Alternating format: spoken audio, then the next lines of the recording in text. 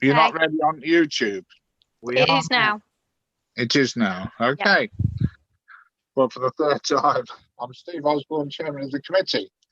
I'm going to read out a few housekeeping bits for tonight's meeting.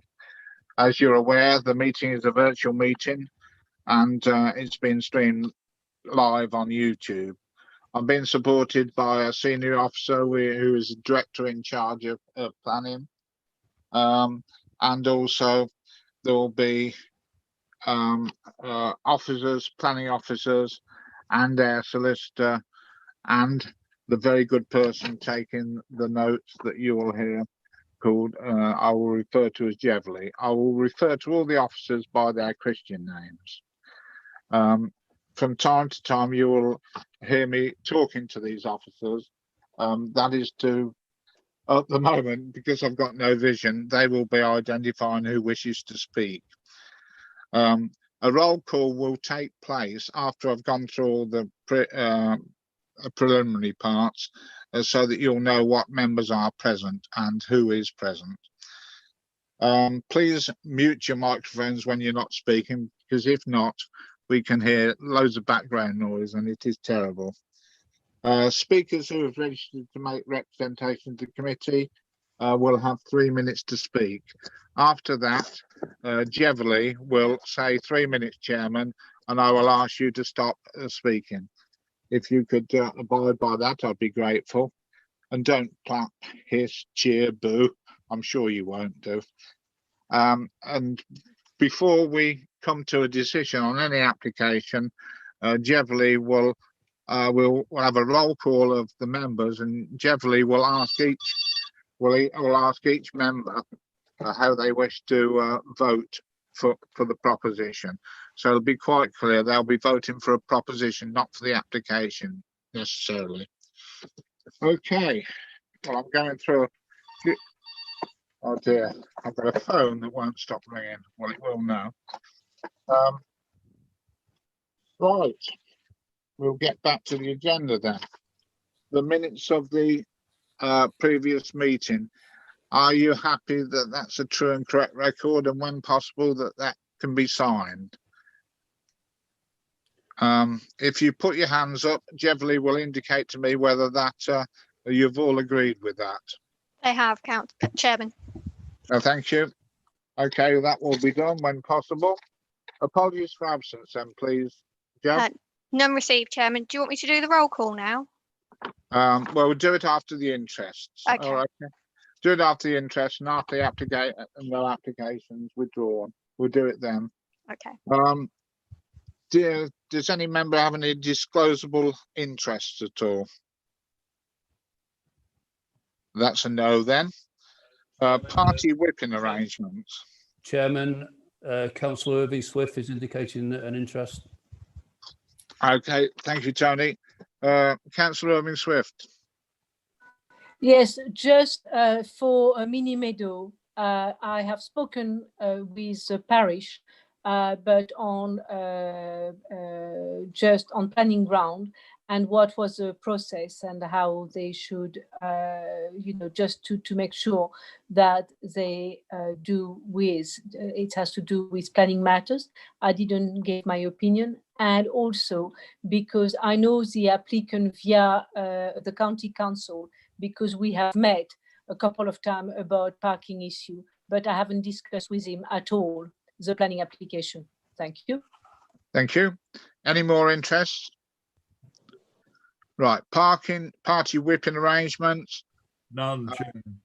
Right, that means to members of the public, we don't get together as groups of people to decide either in groups of people politically or otherwise to decide how we're going to vote for this evening.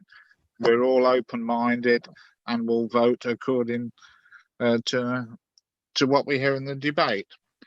Right, there are no applications withdrawn or delegated under powers, and now we come to the roll call. So Jeff will go around the councillors now and they will indicate whether they're here or not. Over to you, Jeff. Thank you, Chairman. If you could just all confirm whether you've got visual and audio, please. So Councillor Chandler? Yes, both. Councillor Cribbin? Yes, both.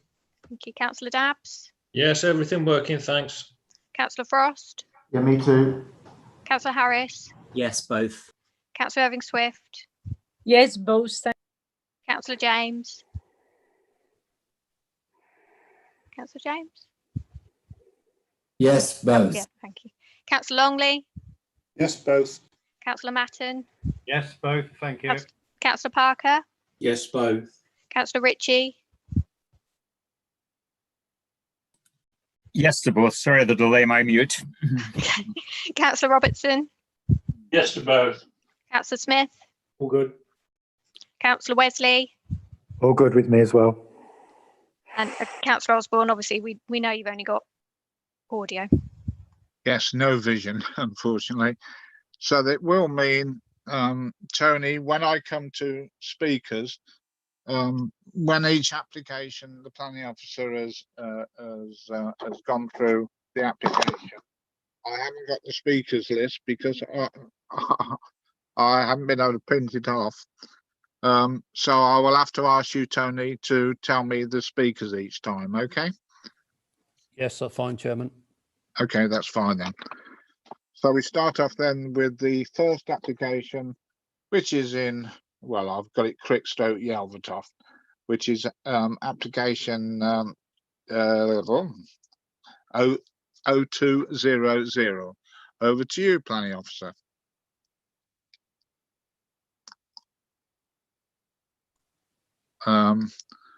Is that Anna? Your mute must be muted because I can't hear you.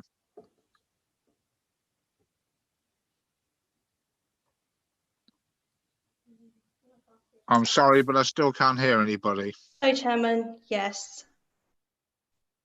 Okay, can you Okay. do your Can you hear me presentation? now? Yes. Yeah. Okay, thank you.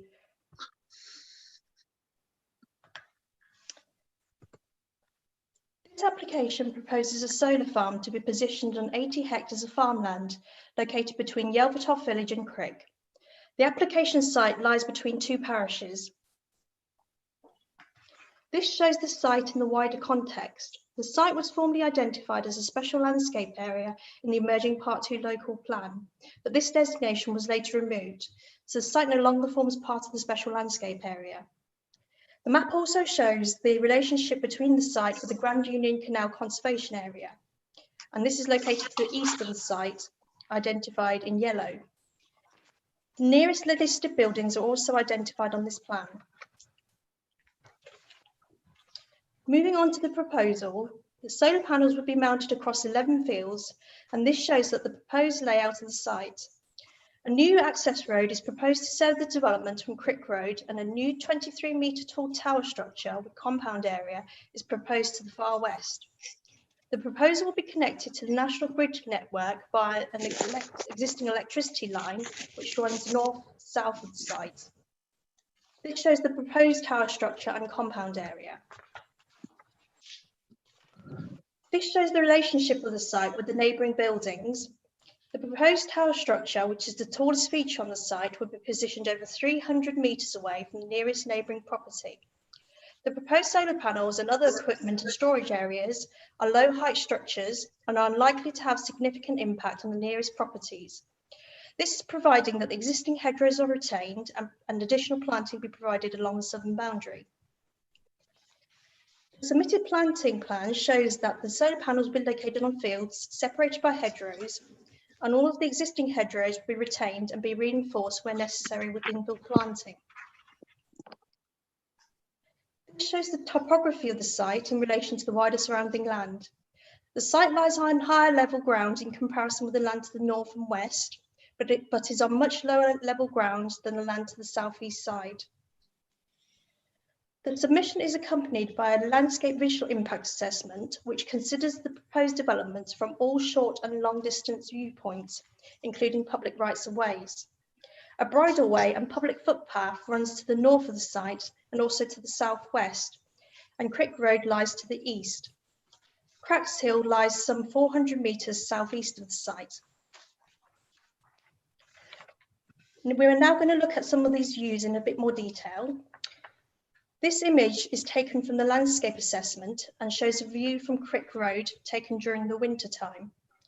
The submitted planting plan confirms that the existing hedgerows would be maintained up to 3 metres in height, and this would ensure that sufficient screening be provided for the developments from the road. In addition, a 30-metre buffer would be maintained between the hedgerows and the proposed solar panels. This is another view further up the road looking towards the northeastern corner of the site. Due to lack of existing screening, this is one of the areas where the proposed solar panels would be visible, and hence the applicant was requested to provide amended plans to show the proposed panels reduced in number and positioned back from the road in order to reduce their impact. This is a visual montage to help illustrate the solar panels which would be visible from Cracks Road for the first few years and until the proposed new planting is established. These photos show that majority of the frontage of the site, Crick Road, is quite well screened by trees and hedgerows during the spring and also summer months. Members will note from the committee report that concerns have been raised about the effect of the proposals on the character and setting of nearby villages and the cumulative impact of the proposal with the nearby wind turbines. This photo shows a view from Crick Road looking north towards Yelvertoft village. This is a view of the wind turbines as seen from Crick Road and from outside of the village. 8 wind turbines were allowed at an appeal back in 2010, and the location of turbines can be more clearly seen on this slide. Other wind turbines can also be found further in the distance to the north. Owing to distance and the relationship of the site with the nearby villages, it is not considered that the proposal would impact on the views looking in and out of the local villages. The photos shown earlier of the turbines were taken from this viewpoint as identified in red. The proposed solar farm would not be seen together with the turbines from this viewpoint. Furthermore, the proposal would not impact on views from nearby public footpaths and public rights of ways. This is mainly due to distance and the fact that the proposed solar panels would be contained within fields surrounded by hedgerows, and due to the topography of the site, where the proposed solar panels and other nearby developments would not be viewed cumulatively. This shows a view from the canal and conservation area. The committee report makes reference to potential views looking from the canal towpaths to the site, although these views would be intimately screened by trees. This is a view from the public footpath to the north of the site on the outskirts of Yelvertoft village. This shows a view from the public bridleway. And this is a view from the public footpath on the western side. After considering the submitted landscape assessment and seeking advice from the Council's conservation team, officers considered that the key viewpoints of this proposal are likely to affect are the short distance viewpoints from Cricks Road, the canal towpath, and also Cracks Hill, which is located some 400 metres to the southwest of the site and which is also a designated local green space area. This is a view from Cracks Hill. While the views from Cricks Road and the canal can be mitigated once the existing hedgerows become established and with additional planting, the views on Cracks Hill could not be mitigated and would be affected in the long term. The visual montage here attempts to show that the plan was in place and the effect on the views from Cracks Hill. As mentioned by the Council's Conservation Officer, the proposal would introduce a blanket of solar panels which would harm the landscape and also the wider setting of the canal. Panels could also be viewed together with the wind turbines in the distance from this particular viewpoint.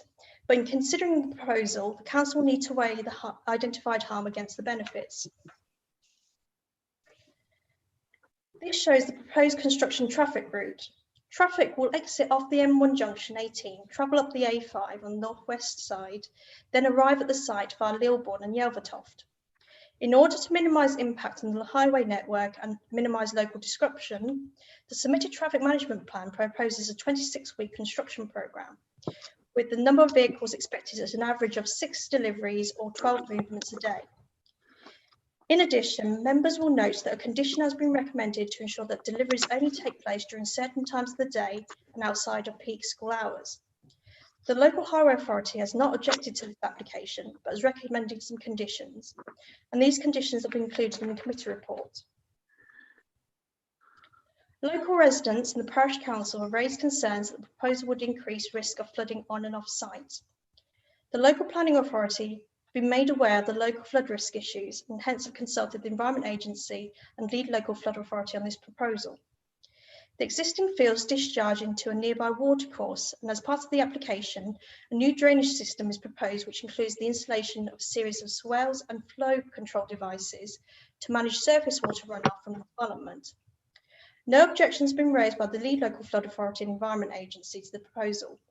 And in order to ensure that adequate mitigation be provided for this development, conditions have been recommended to require that drainage systems be delivered in accordance with details approved by the local flood authority. This shows an example of the proposed swales. The local planning authority has received over 120 representations in response to the planning application, and the responses are summarised and have been taken into consideration in the main report, together with the other material planning considerations. The proposal would alter and have a noticeable impact on the wider landscape and affect the character and setting of this part of Yelvertoft Creek. The proposal is also likely to lead to local disturbance during the construction and setup phase. However, it is not considered that the degree of harm would be significant and sufficient to justify refusal of the application. The principle of providing renewable energy is supported by national and local planning policies due to the environmental benefits, and it is considered that such benefits would outweigh the other harm identified from the development. Therefore, on balance, officers have recommended that the application be approved, subject to recommended conditions attached to committee report. Lastly, I would draw councillors' attention to late representations for this item. Thank you, Chairman. Thank you, Anna, and thank you for your very comprehensive report. To people listening, Anna is one of our, let's say, younger planners, meaning that all our other ones are old, but she's one of our younger planners that I'm sure is going to go to do very well in her career. Again, thank you, Anna. Right, over to you, Tony. You'll have to tell me who wishes to speak, please, those speakers. Yeah, there's 3 speakers for this application, Chairman. Yep. First, Mrs. Jameson from Crick Parish Council. Yeah, I've got that one, yeah. Second, Ms. Parker from Yelvertoft Parish Council. Yeah, okay. And thirdly is Mr. Sowerbutts, the applicant. Sowerbutts. Sowerbutts. Sowerbutts. Sowerbutts. Okay. Thank you. By the way, I have got vision back now. I found that swiping my smartphone back to the side gave me another frame, so I can see 3 people at a time. Right, we have 3 speakers, and the first one is Mrs. Jameson from Crick Parish Council. Mrs. James, you have three minutes. Right, thank you, Chairman. I'm sorry I'm not visible. It's not intentional. It's just, I don't know why it's happened like this. But anyway, here we go. Right, good evening all. I'm Jill Jameson from Crick Parish Council. Crick Parish Council would like to stress that they are firm supporters of green initiatives. We have undertaken many green measures, which include the planting of 20 acres of woodlands used on a weekly basis by the primary school. We were one of the first villages to convert all of our lights to LEDs. We greatly value our green spaces, both within and surrounding our village, and have sought to protect them via our neighbourhood plan, as we see them as an essential part of supporting our villagers' well-being. We have also participated in the climate emergency meeting. Why, therefore, are we opposed to this planning application? Because of the harm it will do. We believe that the harm outweighs the benefit. Green land is being taken, 11 fields, 200 acres of moderate agricultural land which provide food. The NPPF seeks to protect our landscape by directing large-scale solar farms to previously developed or non-agricultural land. The applicant has not demonstrated that the use of agricultural land is necessary and that poorer quality land could be used. Furthermore, the proposal contravenes policy ENV9, one of the most relevant policies. Can we honestly say that 200 acres of solar panels added to the existing 8 wind turbines at Yelvertoft, 5 at Lilbourne, 11 at Swinford, 6 at Winwick, does not add to the cumulative and therefore negative effect on the landscape? I would also refer to the dismissal at appeal of one wind turbine, which was much lower in height than the Yelvertoft ones.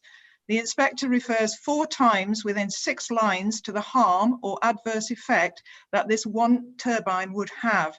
And yet we are asked to believe that the addition of these 200 acres of solar panels would not cause significant harm. It also contravenes our neighbourhood plan. Policy 1 seeks to protect and enhance the landscape and local countryside. It states very clearly that solar power should not be included to the detriment of agricultural land. The CPRE have objected also. They refer to it as being visible over a large area, industrial. The roads would be irregular and jar with the viewers and draws the eye. The site is bounded by a cycle route, a bridleway and a footpath. Grazing between solar panels is poor and land seldom used for agricultural purposes. The site is in flood zone 1, but Yelvertoft is in flood zones 2 and 3, and locals know the number of occasions that it has been flooded. The whole report is littered with such condemnatory comments as alien, industrial, urban in character, and the appearance would contrast with the qualities of the surrounding fieldscape. Will planting some hedge, which will be without leaves for 6 months of the year, really hide these 200 acres of solar panels? The 3 parishes of Crick, Yelvertoft and Lilburn have all strongly objected. Sorry, Mrs. Jameson, that's your 3 minutes. Okay, the harm significantly outweighs the benefit. And I would ask you, what is the point of having policies to protect our environment if they are to be disregarded? Thank you very much. Thank you very much. Next speaker is Ms. Parker from Yelvertoft. You have 3 minutes. Can you hear me? Yeah, I'm Vice Chair of Parish Council, and we're united with our neighbouring parish councils who, as you've heard, strongly oppose this application. I hope members of the committee will have read our full objections, not the praise-seed versions that appear in your papers. Our parish councillors who prepared them in all 3 villages have detailed knowledge on these issues. We're no strangers to defending our countryside and our landscapes from being destroyed by subsidy-hungry developers and incentivised landowners. Our corner of this district sits on the edge of DDC, the edge of Northamptonshire, the edge of the East Midlands region. It is home to the largest logistics hub in the UK, possibly in the entire EU. The green corridors that separate our villages from such huge industry are precious. We defend them because they create and defend the rural agriculture-based settlements that we care for. We look to you, our district councillors, to help us to do that, to recognise these green buffers that separate our villages from Derved, and to help us in refusing this application tonight.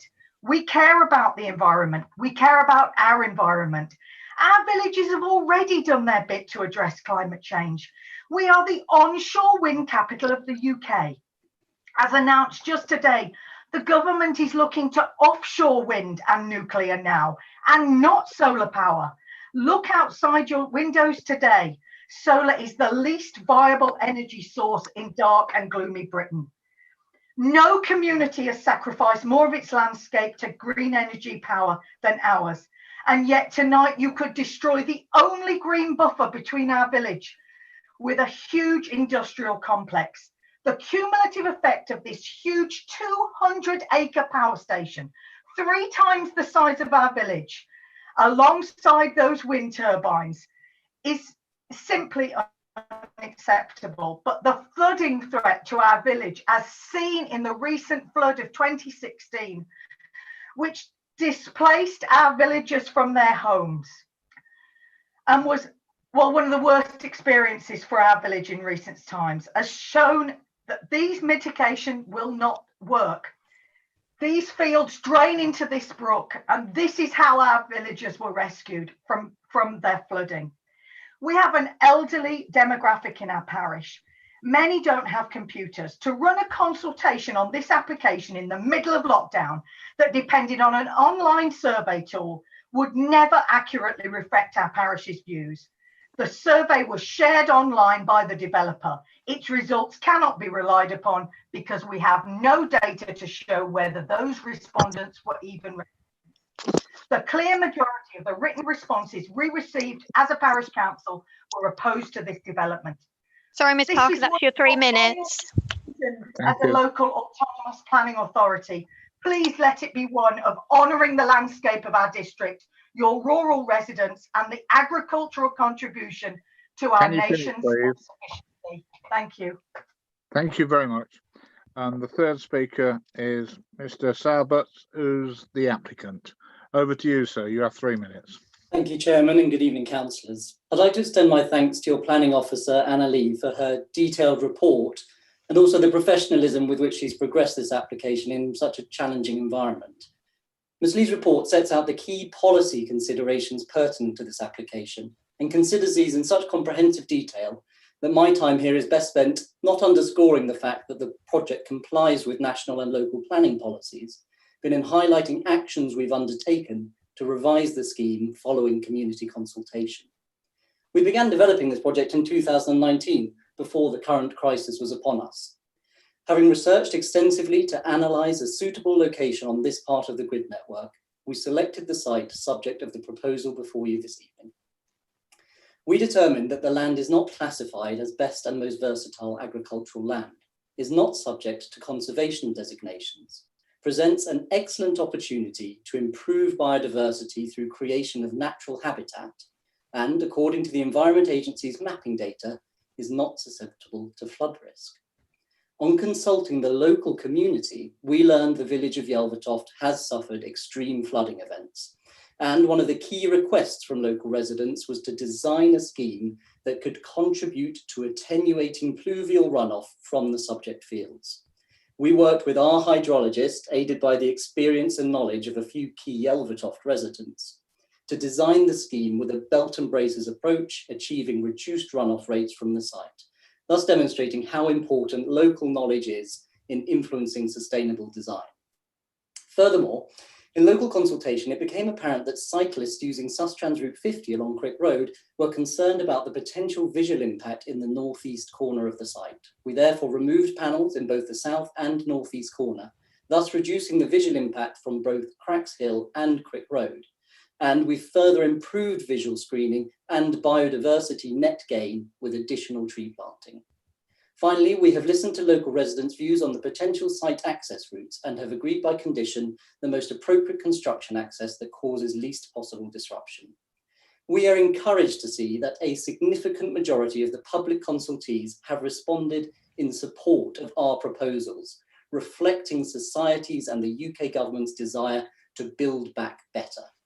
We've worked very hard to incorporate local feedback to ensure a high quality site that aligns with Daventry District Council's recent declaration of a climate emergency, and we hope our business rates contribution will assist in funding the Council's climate response.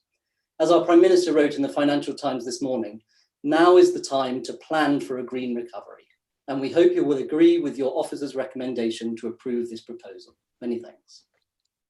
Thank you, sir. Right, we go to the local member of Yelvertoft for a start, which is Councillor Chandler. Over to you, Councillor Chandler. Thank you, Chairman. Members, I find this a challenging application. I really do. I acknowledge that the council, which is all of us, have declared a climate emergency, and that we, as a council, support renewable energy sources. I also acknowledge the amount of effort that the applicant has made or says he's made recently in improving the application. But what it boils down to is some of the points that you've already heard this evening. It is against our planning policy, ENV9 in the Settlements and Local Countryside Local Plan, Part 2, which says that it will only support such applications or such development with appropriate mitigation. So the question for you there this evening is the proposed mitigation appropriate? Views will vary on that. That is also the nub in the NPPF paragraph 15 and the RA6 policy, which says that we should protect the countryside. which this clearly doesn't. My biggest worry is the flood risk. Really, you cannot, unless you've been in somebody's house when it's full of water to a depth of 3 feet, the depth of the shallow end of the swimming pool, you cannot appreciate what flooding can be. And we have had that twice in the last 10 years. So that's, you know, in excess of 20 properties full of water halfway up the wall. That's just not acceptable. And it's doubtful whether the hardening of the landscape caused by placing these panels is likely to improve the flooding situation. So my overall response, I fear, is that I cannot support this application. I'd like to leave it there at the moment, Chairman, because we have other members to hear from. Thank you, Councillor Chandler. I'm now going to go to the, as it's on the borders of Crick, I'm going to go to the Crick members representing Crick anyway. First of all, the member that's on the committee, which is Councillor Robertson. Thank you, Chair. I've looked at this, and I live in the local area, as you probably all know, and I think it's absolutely abhorrent. Basically, we're looking at a development which is, quite frankly, a blot on the landscape, irrespective of whether or not it is going to be green or improve our carbon footprint. What are we trying to do to Crick? Are we trying to turn it into a power station? Look at the previous slide and judge for yourselves. We're going to be surrounded by green energy producers. Now, I object absolutely to the word farm when we describe wind farms and solar farms. They're nothing of the sort. They're factories. Farms actually grow things and make things out of agricultural purposes. Factories convert things. What are we doing here? Be clear about it. Now, what do? We pay farmers to maintain the landscape as we want to see it. We actually pay them. That is you and I. We pay them. What are we doing here? Paying them to produce solar energy.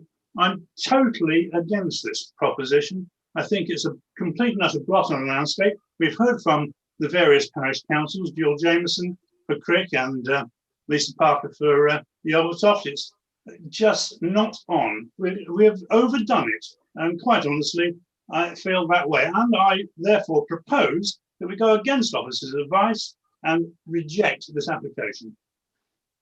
Can you give the planning reasons before I ask for a second? Planning reasons are, as our illustrious member, Alan Chandler, has already explained, it's contrary to the various policy he mentioned. Well, could you mention them again so that we I'm can afraid I have to leave it to Alan. He's far more eloquent than I am with regard to policy. Okay, over to you, Alan. Quickly, can you give me the policies that Yes, there are ENV 9 and RA 6 in the settlements and local countryside plan, and NPPF paragraph 15. It's not often that Crick and Yelvertoft agree. We were on opposite sides in the Civil War, but on this occasion, I think we can agree. I like that one. Thank you, Councillor Chandler. And thank you as well. Now I'll come to the other Crick councillor, Councillor Lomax, who wishes to speak. Chairman, yes? Just before you go to another member, you've got a proposition. You need a seconder. Oh, yes, I need a seconder. You're dead right. Thank you, Tony. Do we have a seconder for the proposal for refusal, please? Could you indicate Councillor Chandler is indicating, Chairman. Okay. Would you wish to say anything else at the moment, Councillor Chandler? No, thank you. Okay, thank you. Right, now, Councillor Lomax, I do apologise for getting that wrong. Over to you. Thank you, Chairman. I am conflicted on this. I support green energy too, including wind power and solar farms, and we have declared a climate emergency. And yes, we're running out of time fast to reduce or eliminate the harm we are consciously doing to the planet. But this is a massive development between these two villages. Unlike the elegant and stately wind turbines, solar farms are industrial and utilitarian in appearance. It will urbanize the setting of both villages and reduce the open countryside to a bit player. The application has to be considered on its own merits, but remember and consider, councillors, the cumulative effect and impact of low carbon measures around these communities. It is not just the low carbon measures, but in the case of Crick, the built developments to the west and northwest of the village, which have already substantially changed Crick's immediate setting and environment. Eldon Way Industrial Estate, Dockham Way developments, Durft 1, 2 and 3, Halton's 6,000 houses. The solar farm is a 40-year project, but we can't say what will happen 40 years on. Just as we can no longer say confidently that excessive rainfall and flooding is only a 1 in 100-year event for Yelvertoft. I have enormous sympathy with Crick and with the Yelvertoft Parish Council's views. They've spoken very well on the subject. I think this is the right thing in the wrong place.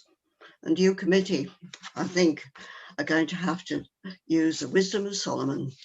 Thank you. Thank you, Councillor Almond. Right, Tony, anybody wish to speak?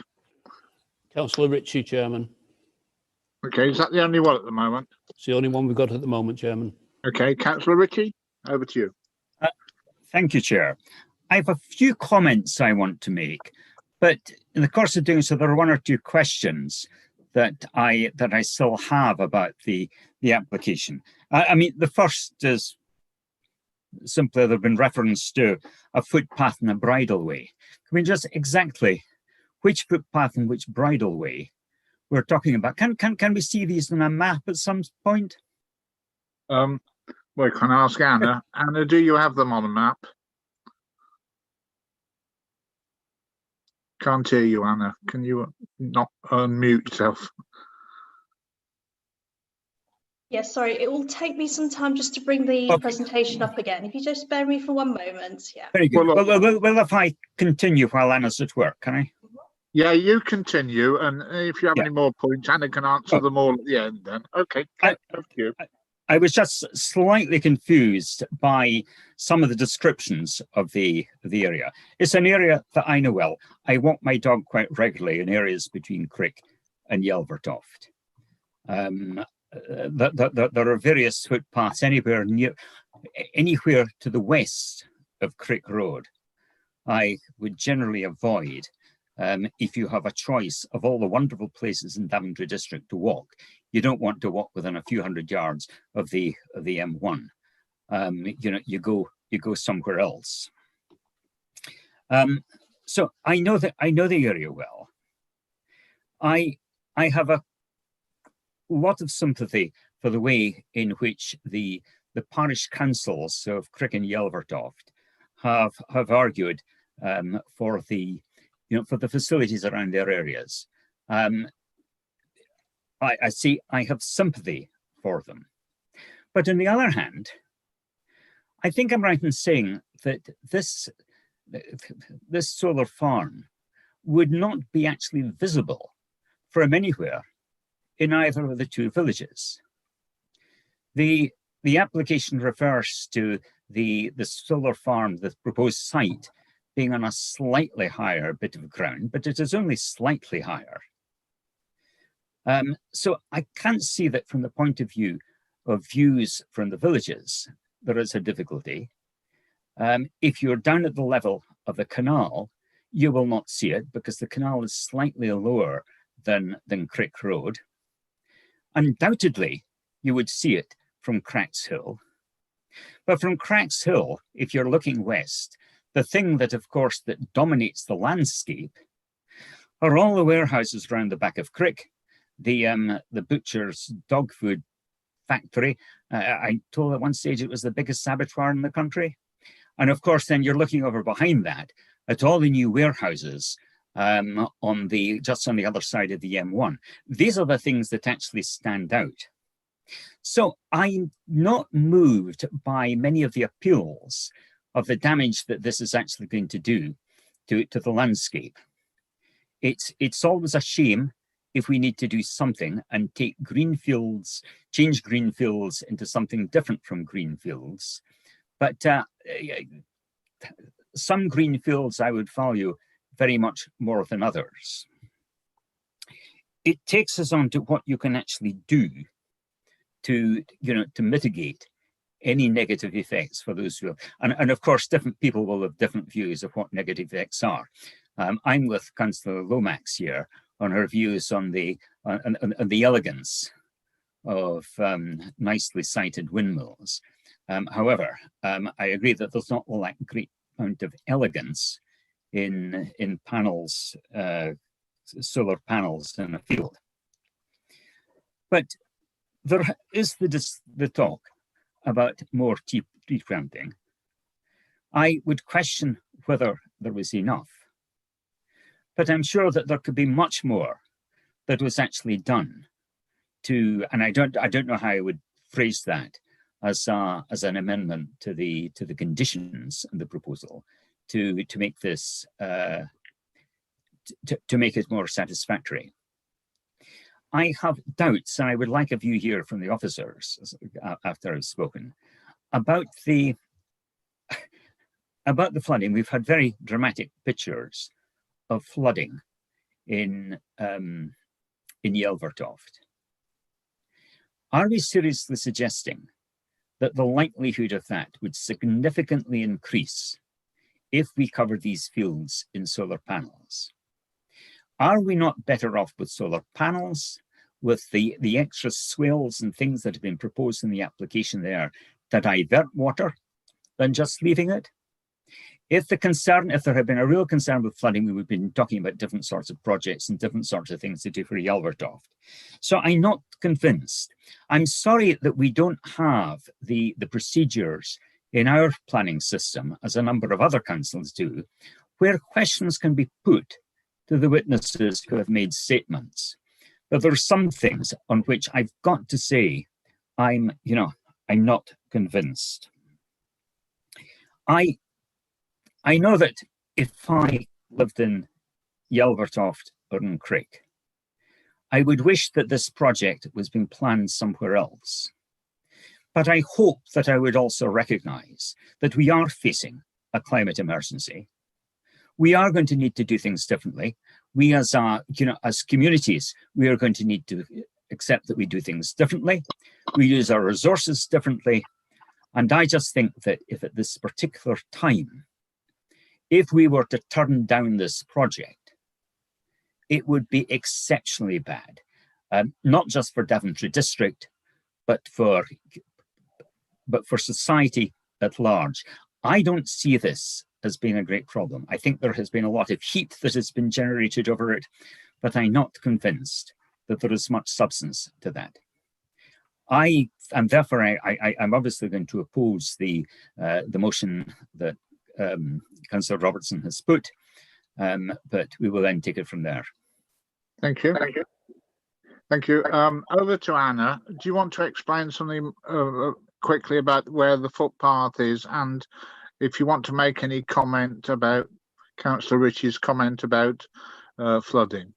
So if you want to make a couple of comments, over to you. Yes, this is the plan that shows the relationship with the site. Sorry, it's a bit echoey. So this shows the relationship of the site with the nearby public rights of ways. So you've got the public right of way that runs to the northwest of the site, and that joins onto a public footpath just to the south of the village. There's also another public footpath that runs out from Durft and also Crick, sort of towards the northwest of the site. Crick Road, whilst it's not officially a public footpath, obviously it's the main road and it has been used by cyclists and local people, so that's also a public viewpoint. Going to the issue about flooding, and obviously with the local area, in particular the village, I am aware that it has been subjected to flooding. On this particular occasion, we have consulted the Legal Local Flood Authority and also Environment Agency. And if there were any particular concerns about flooding, then those concerns would have been brought to our attention. As pointed out in my presentation, the lead local flood authority and also Environment Agency, they've not raised any objections in this case. The lead local flood authority, they're happy and satisfied with the drainage system that's proposed, and that it's sufficient to mitigate the drainage impacts from this specific development. The Environment Agency, they have highlighted one concern, and I think that what they've noticed is that the main issues, if we were to have any flooding issues from this particular site and development, it will be towards the northeastern area of the site. And in their comments, what they have said is they would encourage some additional measures to be included for that area, which the applicant has subsequently proposed by including some additional flow control devices within that area. And also that's been secured as part of the conditions on the that's recommended in the report. Thank you. Thank you, Anna. Right, back to you, Tony. Any more speakers? Yes, Chairman. Councillors Harris, Dabbs, Matton, Chandler and Robertson. So I've got Dabbs, Matton, Chandler and Robertson. Okay. Yes, and Harris. Did you get Councillor Harris? Yeah, Harris is the first one. That's correct. Right. Okay. Right. So, Councillor Harris, over to you for your speech, please. Thank you, Chair. Few words to say, really. I think it's fair to say that a number of us on this committee are probably conflicted with this type of planning application. A number of us on this committee were also part of the climate task panel and very active in working on exploring recommendation and changes that could be made. I just want to point out a couple of general observations. It's fair to say at the moment I'm still conflicted. I'm still balanced between both areas. But this committee often happily agrees to 2,750 new homes to be built. We build roads, bypasses, sheds, warehouses. We build retail parks, industrial sites, distribution centres. And often, unfortunately, our hands are tied from a planning point of view, and we aren't able to do the things that we know we need to do with those areas and include more sustainable solar panels on those buildings, for instance, as part of the planning commission conditions. But the point is, we seem to do those quite happily. But the reality is those types of buildings are not sustainable unless we have energy. We all know that we are in a climate emergency. It will not get better, it will get worse.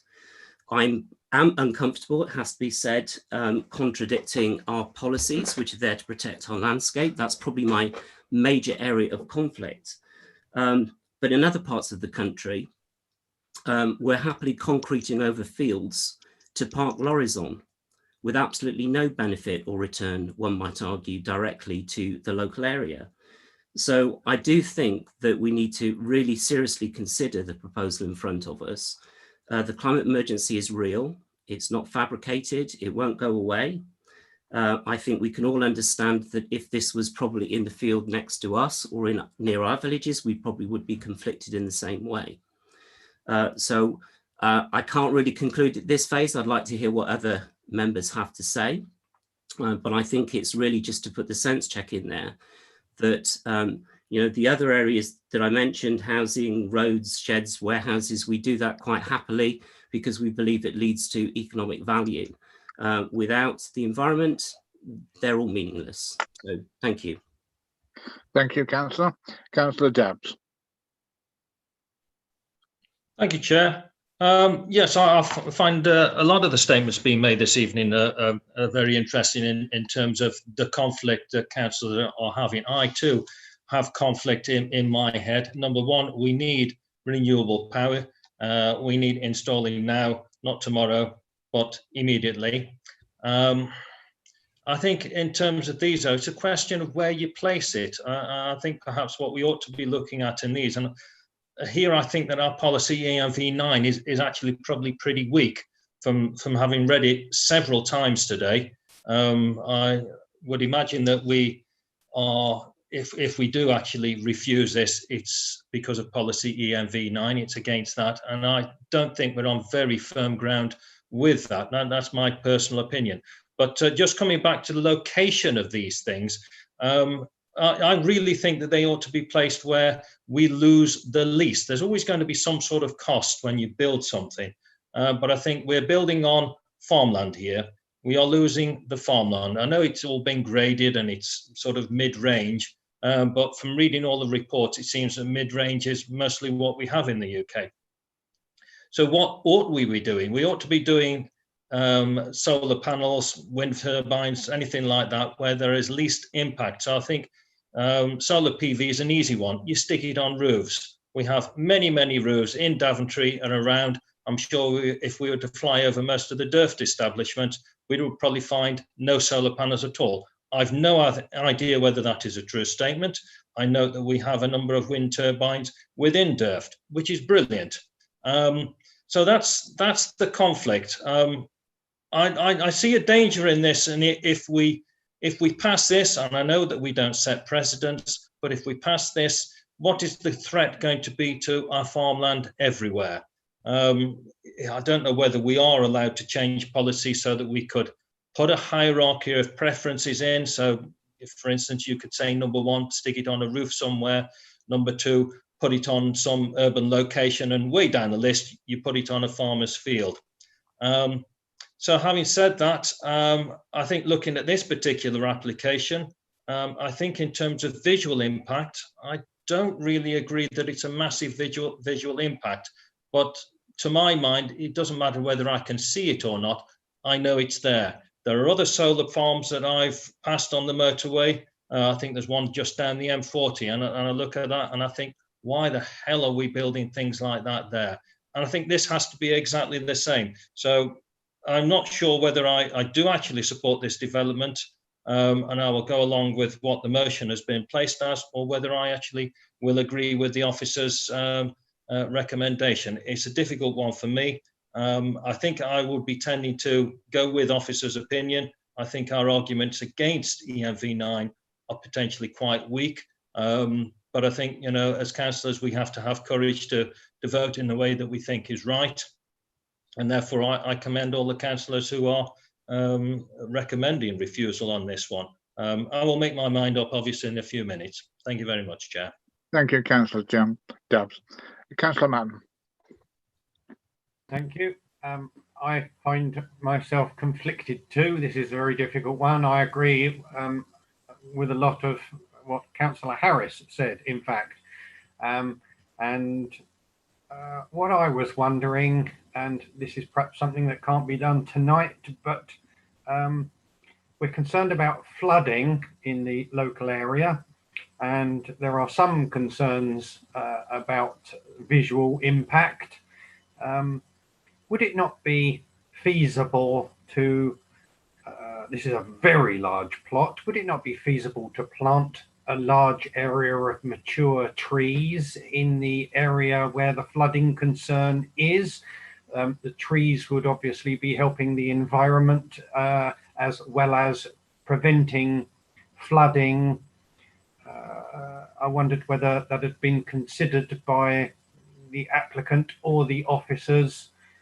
Whether officers would be kind enough to answer that, I don't know, but I'll have to make a decision like everybody else on the basis of what else has been said. Okay, I'll ask the officer. Anna, has tree planting been considered to help the flooding? Thank you, Chairman. Okay, I've just brought up a copy of the proposed planting plan. I mean, as members can see, the application site area is the red line area that's outlined around the site. If we were to look at additional planting, the areas within the red line would form part, the areas actually form part of the application. So if we were to look at having some additional planting, what we could possibly do is put an additional condition on any permission, if we minded to grant, to require a more detailed, or to require additional planting, also maybe a more detailed planting scheme to be submitted. This may be something that the applicants would be willing to consider. Thank you, Anna. Well, I think that answers your question, Councillor Melton. So I'll go to Councillor Charter next. Thank you, Chairman. I hope you can hear me. We can indeed. A couple of points about the flooding, which I mean, I'm surprised to hear a suggestion that planting trees prevents floods. It doesn't. It might help slow them down a bit. A significant point, which nobody's mentioned yet, is that the Environment Agency did build a holding pond to help reduce the impact of flooding in Yelvertoft, but they have recently reduced its capacity by lowering the spillway. And I think that was a big mistake. And obviously they don't all speak to one another properly. So we hear that the Environment Agency are happy with what's being suggested, provided something is done in the northeast corner of the proposed site. But I just wanted people to know that the Environment Agency doesn't always get things right. Thank you, Chairman. Thank you. Councillor Robertson. Thank you, Chair. Now, I was listening to the local councillors with interest, and particularly what Councillor Downs had to say. Yes, when you drive down the motorway or drive in other areas you're not familiar with, you do look from right to left and notice these horrible things appearing all over the place. And I do ask the question, why are we permitting them when there are far more suitable places to put such solar panels, for instance, on roofs, for instance, on commercial or industrial premises roofs, for instance. There can be no better place for them as roofs, because that's where their unobstructed view of the sun is. These things are absolutely abhorrent. They just do not fit with our country landscape. Are we going to see England's green and pleasant land covered with these things, or are we going to find a better way of dealing with it? Thank you, Councillor. Back to you, officer. Any more speakers, please? Tony. Councillor Ritchie's indicated he wants to speak again, Chairman. Right, and then I think we'll be getting round to the vote then. Councillor Ritchie. Thank you, Chair, for allowing me to speak again. I just wanted to respond on a couple of points. I am all for insisting, and we have even pushed in council meetings for insisting, that there ought to be planning regulations, planning policies that require buildings to have solar panels or other forms of renewable energy. I would love to see every warehouse in the district with the roofs covered with solar panels. I'm told it is not possible. There are a number of warehouses that have got quite an array. The Amazon warehouse in Daventry town apparently has got one of the biggest arrays of solar panels in the country.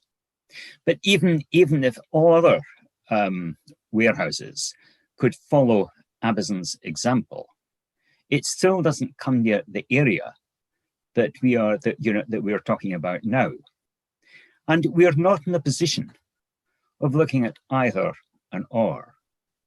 The huge challenge, if we are going to move towards being, as a country, being carbon neutral by 2050, is colossal. We had the announcement this morning that they're bringing forward, vote to bring forward, the target date for there being no further sales of petrol or diesel cars. Think of the number of cars that go up and down the motorway. The extra demand for electricity are going to be absolutely huge. We don't have options saying we'll do this or do that. We have got to do everything, every option that is there. We may find that in 40 years' time, when we have got the chance to decommission this, it may be that the whole energy scene has been transformed and we don't need it. But for the moment, let's focus on the fact that we are talking about a climate emergency, which requires that we do things. We give this a sense of priority, that we approach it with a sense of urgency. And for that reason, I would be very, very disappointed if Daventry did not allow this to go ahead. Regarding issues of carry on.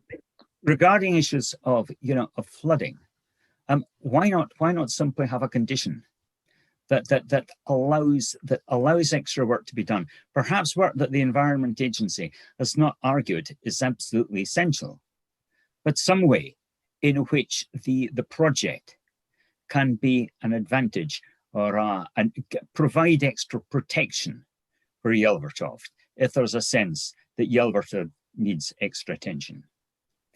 The officers talked about the possibility of extra tree planting.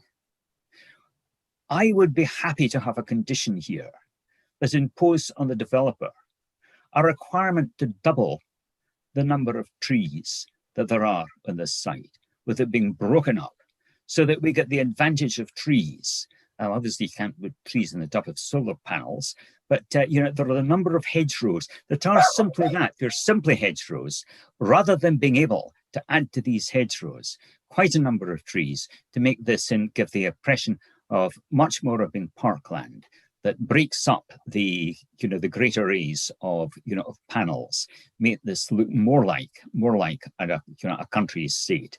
I think there are all sorts of things that could be done, and if it comes to, I would like to suggest when it comes to it that we go ahead. We have these sorts of conditions that we attach to the application. Thank you. Any more speakers, Tony? If not, I'll go to the vote. Chairman, Councillor Smith. Right, after Councillor Smith, then I'm going to go to the vote, definitely. Councillor Smith? Thank you, Chair.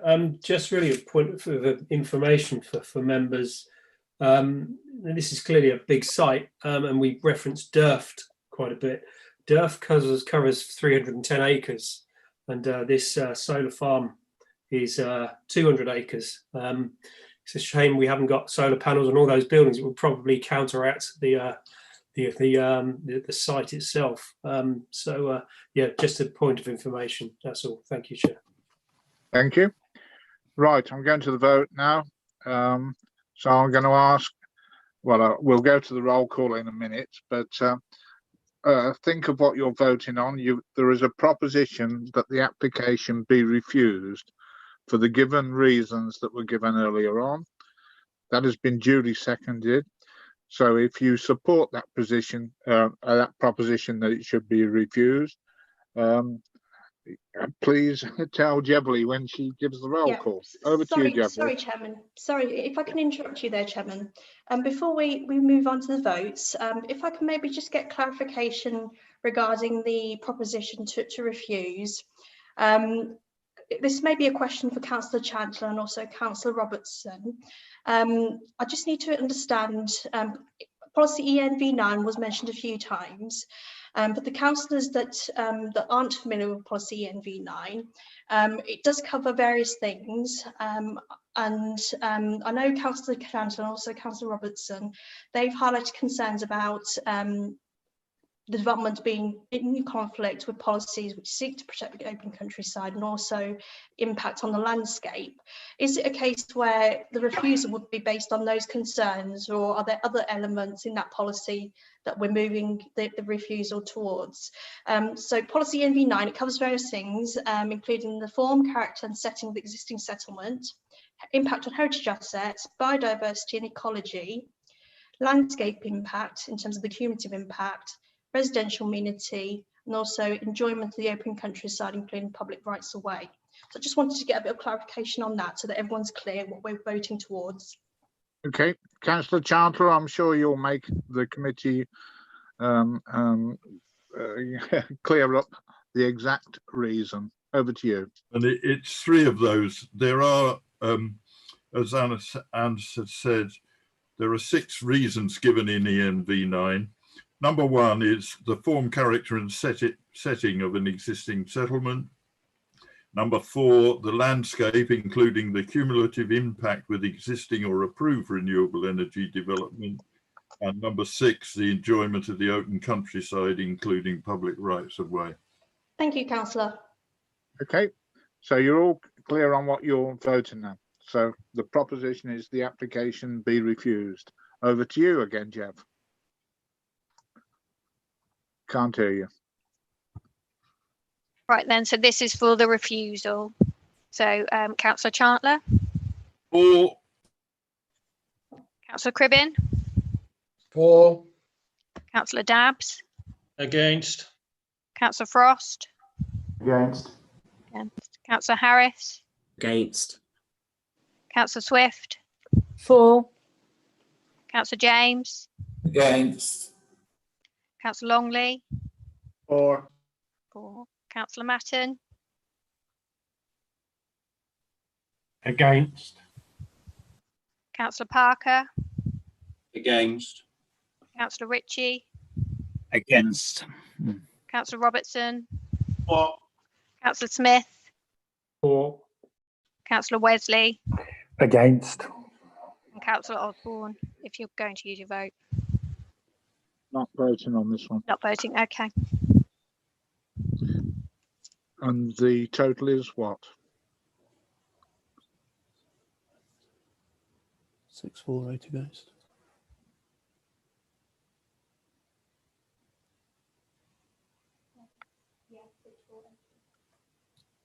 I've got 8 against, 2, 3. And 6 in favour. So yeah, Yeah. 8 against, 6 in favour. So that proposition is lost. I need another proposition now, ladies and gentlemen. Chairman. Yes, who was that? Councillor James, Chairman. Councillor James, yeah? Councillor James. Thank you. I propose that we go with officers' advice on this one and approve the application. As was mentioned during the debate, do you want to add to it, only because I've heard this, do you want to add to it that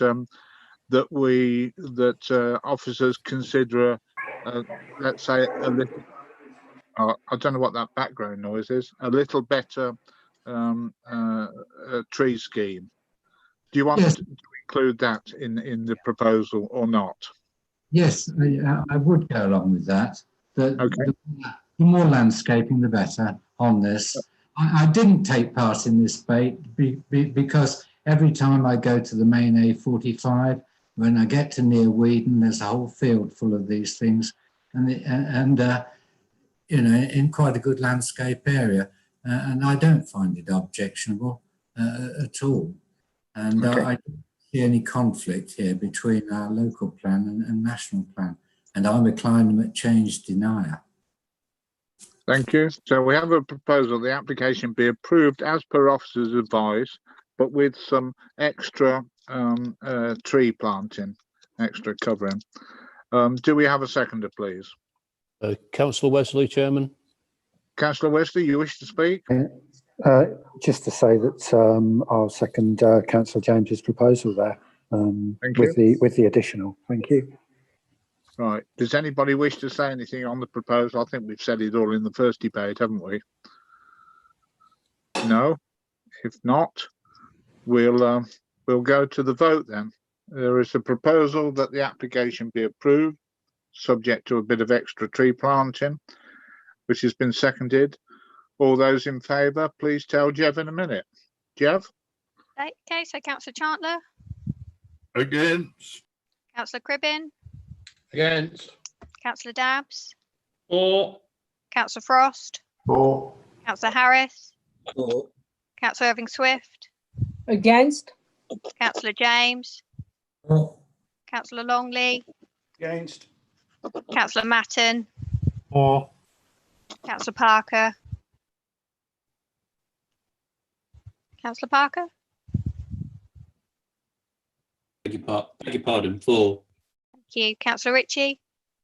For. Councillor Robertson. Against. Councillor Smith. Against. And Councillor Wesley. For. So it's 8-6 again. It's 8-6, yep.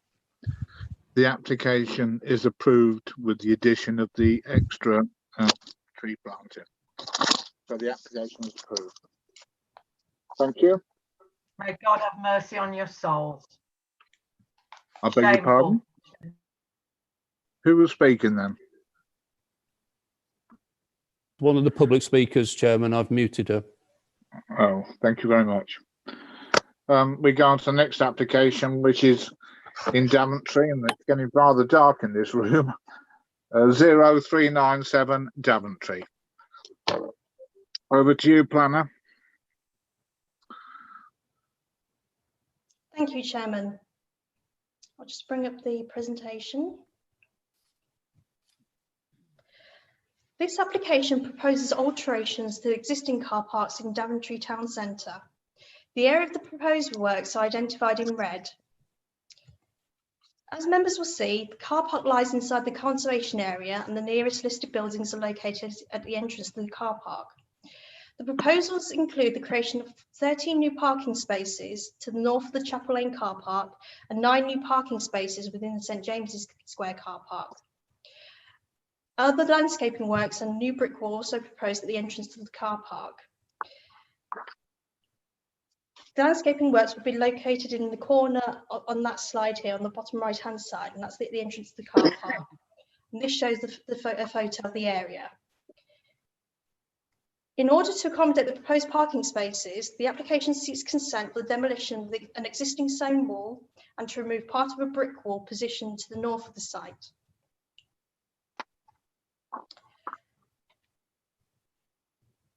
These slides show the stone wall proposed for demolition.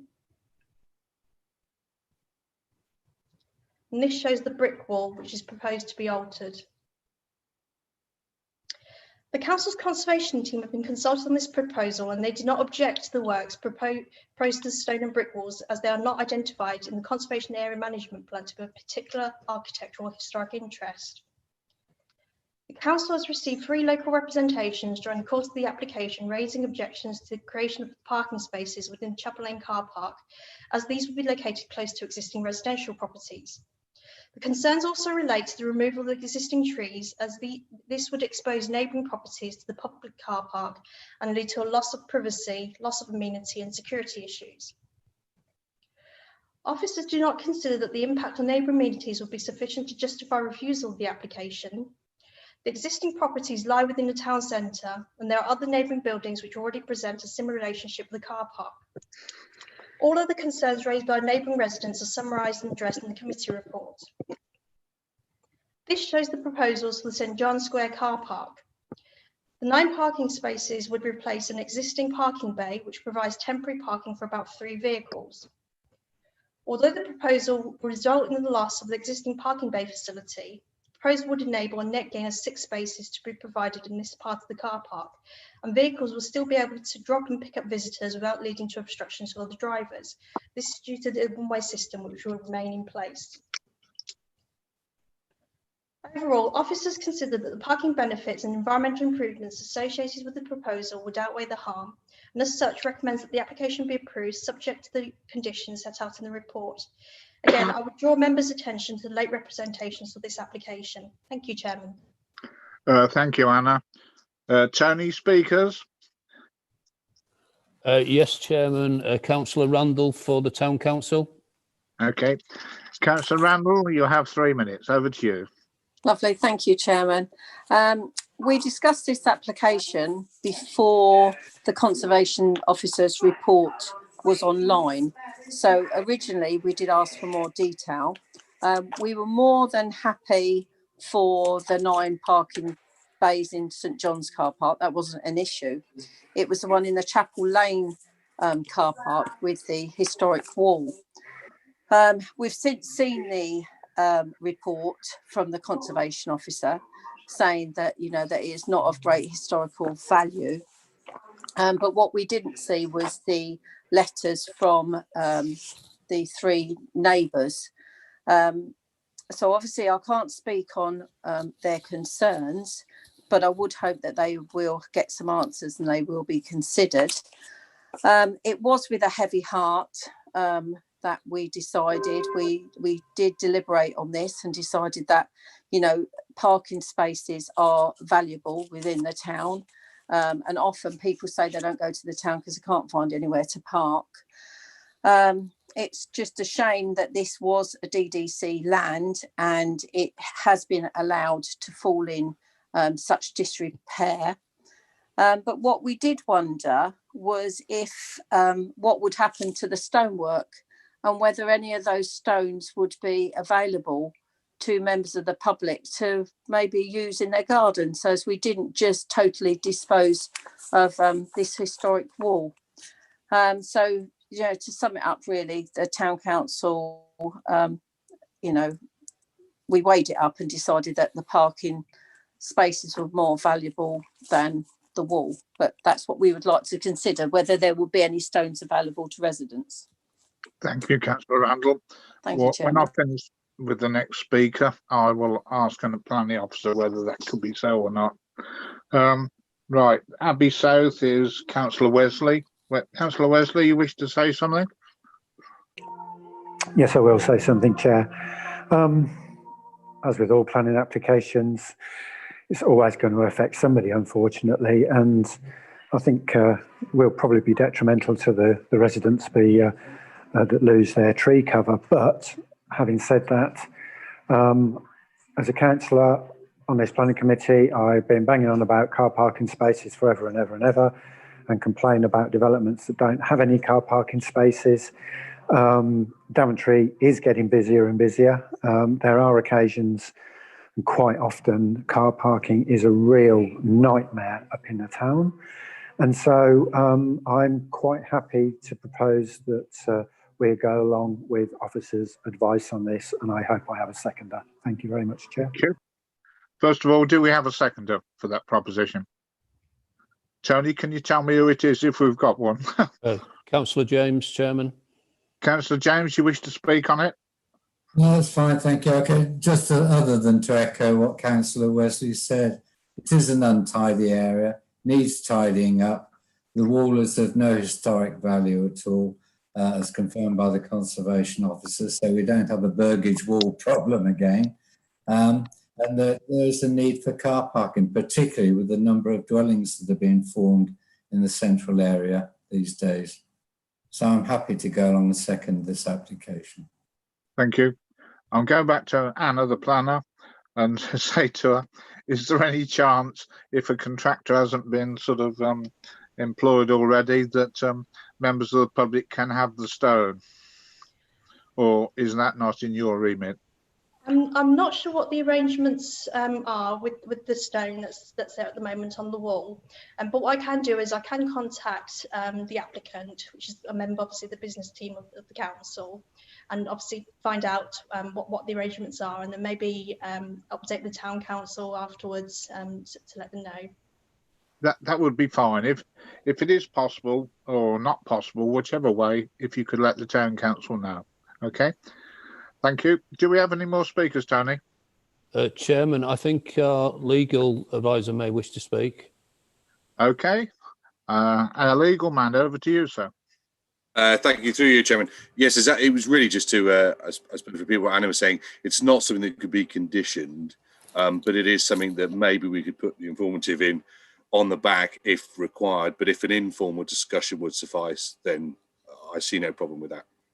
I think we're talking informal there. Thank you, Jamie. Appreciate that. No more speakers then, Tony? Yes, Chairman, we've got 4 speakers. Councillor Ritchie, Councillor Harris, Councillor Matton, Councillor Dabbs. Matton and Dabbs. Right, Councillor Ritchie then, over to you. Thank you, Chair.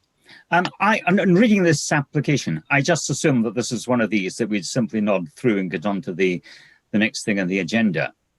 I know the car park, particularly the not the St John's one, the one that's round behind the High Street. I probably drive through it at least once a week, rarely stopping because I could never find a spare space in it. It had never occurred to me to look, however, to see what was behind the wall.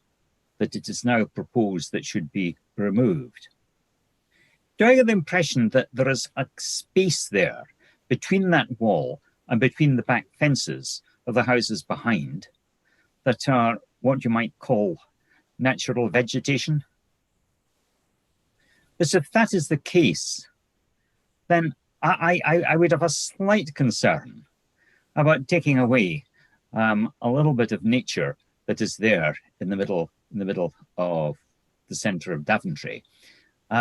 My concern would not be as great as to say that I opposed having an extra few car parking spaces, but I just wonder if we were to sacrifice one or two of the planned new car parking spaces, whether space can be left for the occasional mature tree, if there is one in a suitable position, or of planting a new tree that would somehow restore a little green to the area. Okay, thank you. Councillor Harris, I've got next, I think. Yes, thank you, Chair. It seems to me a relatively straightforward planning application. However, given the intensity of the debate on the last item, I was simply going to ask the question, contentiously perhaps, whether any consideration had been given to electric charge points at all in this car parking area. Thank you.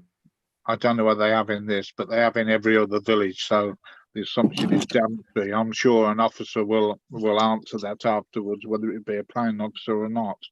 But when we get to the end of the speakers, I'll ask an officer if they could answer that. Councillor Batten. I was going to ask whether any of the bricks might be suitable for use on the wall that's going to be replaced near the new cinema, rather than giving them away to the public. Oh, no, not those bricks and not that wall again. Okay. Well, they're probably older bricks and more important bricks.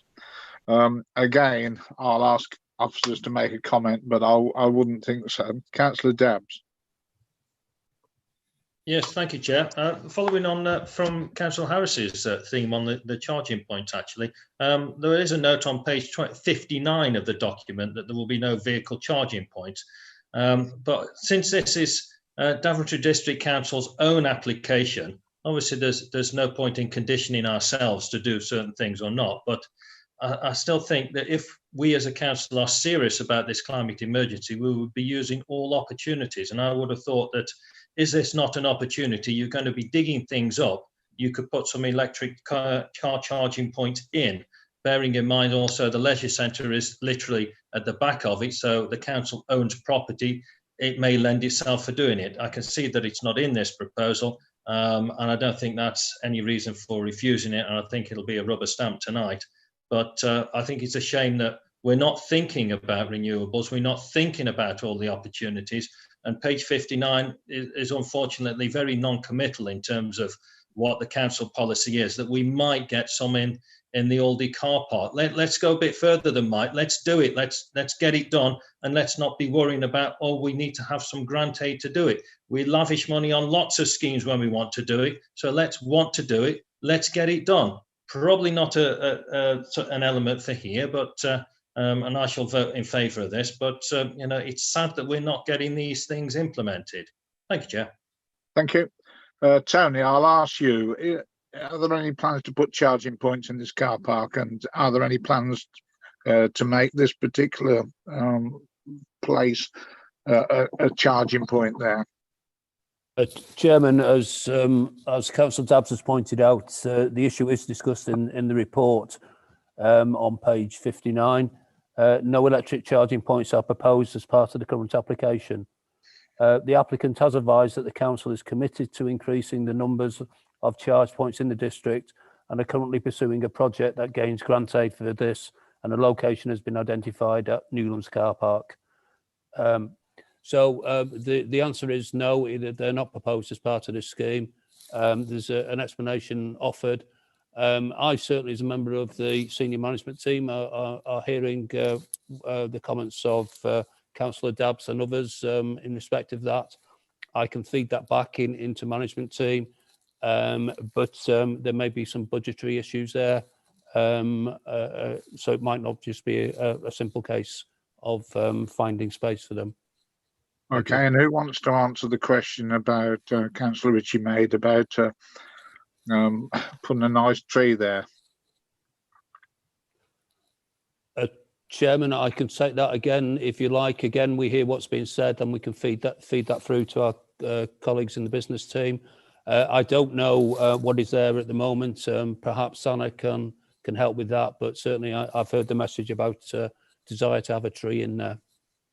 Right, it won't be part of a condition of this planning application then, but you've heard one of our directors say that it will be fed into the system to be considered, and I think that's pretty good, and it should be considered as well. Any more speakers, Tony? None indicated, Chairman. Thank you. We have a proposal and the application be approved, which has been seconded. All those in favour indicate to Jeff, please. Okay, Councillor Chartler. For. Councillor Cribbin. For. Councillor Dabbs. For. Councillor Frost. For. Councillor Harris. For. Councillor Irving Swift. For. Councillor James. For. Councillor Longley. For. Councillor Matton. For. Councillor Parker. For. Councillor Ritchie. For. Councillor Robertson. For. Councillor Smith. For. Councillor Wesley. For. Unanimous, Chairman. Thank you. That was controversial, wasn't it? Right. We go to the next one then, which is Cretan, and it's 0692. That's Keith, isn't it? Yes, it is, Chairman. Hopefully you can hear me, everybody. Yes, we can hear you. Good. We did have some technical hitches this morning, did we not? Hopefully the slideshow will work as well, so I'll try that. Can you see that on the screen? Yes, we can see that. Okay. This is an application, as it says there, for St Hilda's Cottage, which is in the centre of Cretan on the village green, which is slap bang in the middle of the conservation area. For those of you that know Cretan, that is a lovely village green. As said earlier, we did have a picture up in the office that we reckon was taken about 100 years ago. And it's pretty true to say the scene generally hasn't changed very much in the last 100 years, apart from some of the trees have got a bit bigger. But one thing that has obviously changed over the years is now we have to accommodate cars, which people didn't tend to have 100 years ago. And what this proposal is all about really is trying to get the cars off the green and in private parking area. So the property does have an existing access driveway, but it's very narrow, as you can see here. It's obviously designed for smaller cars, should we say, in a bygone age. So what's been happening is the cars haven't been able to use this entrance and they've been parking on the village green outside the property, which has been causing other cars to go past them and damaging the green. So the proposal now is to widen the entrance by removing, as you can see there, part of the wall here, by removing that part of the wall, widening this out, putting in a hard surfaced area for the first 5 metres back, and then with a gravel parking turning area. The village design statement and the draft conservation area management appraisal plan obviously raised the concerns about the loss of historic walls. And also, it's also raising the issue of trying to keep the parking off the village green. So this photograph unfortunately shows the wall a bit in the dark there, but we've got some more detailed plans showing a bit more 3D how it's going to look. And I was going to say this is a photograph of the end part of the wall there, and you can see there that it's actually been rebuilt. So in that sense, our view is that isn't particularly historic, that particular part of the wall. So taking this part down wouldn't be a big issue. And obviously you can see some of the damage there that's been done. Now, if this link works, which is one thing that did work earlier, I'm hoping it should take you to the green at Cretan, and you can get a bit better view now of the property that's not in the shade. But what you can also see is the damage that's been done to the verges in the area with cars driving over. So we can't see anything yet, Keith. Can you not see it? No. Oh, I was told it would work. We've got a link there. We've got a link, but we haven't. It hasn't gone anywhere. Hasn't opened. Oh well. Anyway, sorry about that then. I've just got to get out of that somehow and go back into the presentation. I'll do stop share. That'll take it away. But anyway, you saw the photographs hopefully. The link obviously works for me, but it doesn't work for you. But it does show the damage to the village green. So overall, the two things being weighed in the balance, the desire to retain historic walls and obviously the desire to stop the cars parking on the green and doing damage from other cars passing those parked cars to the village green. We've come down on the side of we think it's okay to remove that small section of wall to get the cars off the village green, which should stop the damage. So it's recommended approval on that basis. Thank you, Chairman. Thank you, Keith. Do we have speakers, Tony? Yes, Chairman. Mr. Stevenson. Right. Who's what? For the application? He's for the application. Okay, Mr. Stevenson, you have 3 minutes then. Thank you. I'm the applicant's agent and also the author of the Heritage Impact Assessment that was submitted to support the application. Actually, can you hear me okay? Yes, we can hear you fine. Excellent. I just want to make 3 brief points, if I may. Firstly, the scheme has got positive conservation aspects, actually just been outlined by your planning officer, I needn't reiterate, but essentially the Heritage Impact Assessment comes to the conclusion that it's in fact a neutral effect on the conservation area, which really covers the procedural question of whether something affects definitely affects the conservation area. If it doesn't detrimentally affect it, then it should be deemed to be acceptable. The other point, second point, is a technical issue really, which is that I think I'm right in saying that the only reason that planning is required for the scheme is they work to the wall, and that the actual landscaping scheme, the hard and soft landscaping, the level changes, etc., within the site isn't of itself development requiring planning permission. And then finally, I did some research on the historic maps of the village, and it interestingly shows an existing a wide access back in the Victorian period that ran up the side of the property. And interestingly, that wide access aligns directly with the pathway that cuts across the green coming from the south. So I think actually it may well be some sort of a business use, a Victorian business use, like a blacksmiths or merchants or something like that. So what I'm saying then is that the development, in a sense, is actually conservation friendly because it's actually reinstating the access width and also the trackway running up the side of the house, Chairman. So that's all from me. Thank you. Thank you very much. No more public speakers, Tony? Non-identified, Chairman. Thank you. Local member. Who's the local member? We haven't got a local member for Cretan on the planning committee, have we? Councillor Parker, Chairman. Councillor Parker? Yes. And Harris. And No. yes, and Jonathan. Yes, you're both local members, are you? I do apologise to you, gentlemen. You go first, then, Councillor Parker. Yes, thank you, Chair. I don't see anything wrong with this application at all. I mean, it will improve parking by taking vehicles off of the road, which is what we all want at the end of the day. The benefit has to be the green, as you've seen from the photographs, because it's difficult to pass if someone's parked on the road. The road is inverted commas because it's not what you would call a normal road.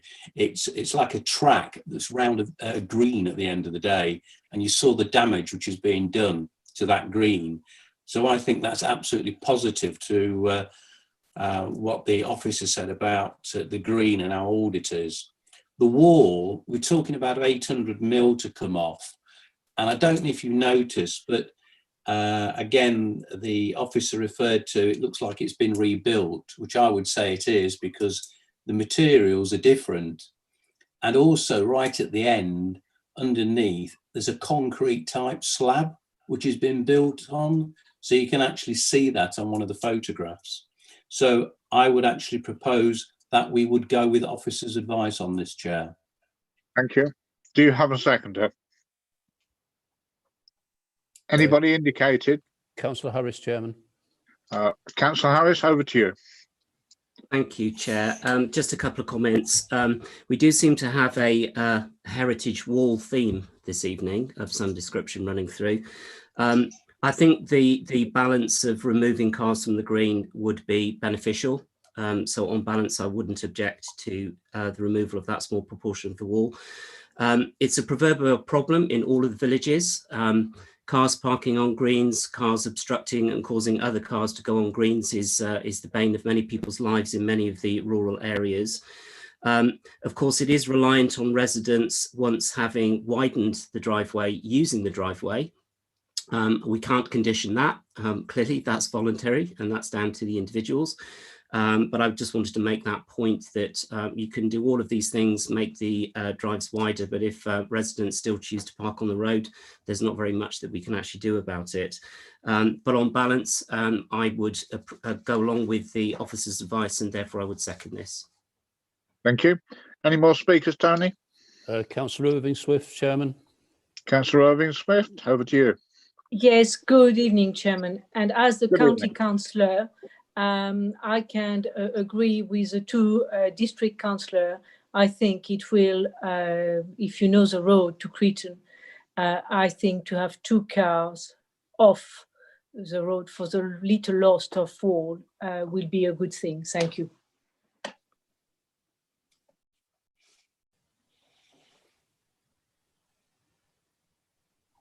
Could you hear me?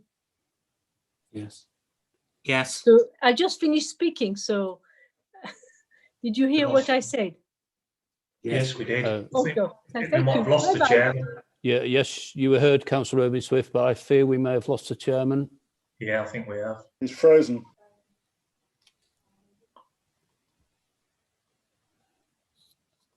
Yeah, he's definitely frozen.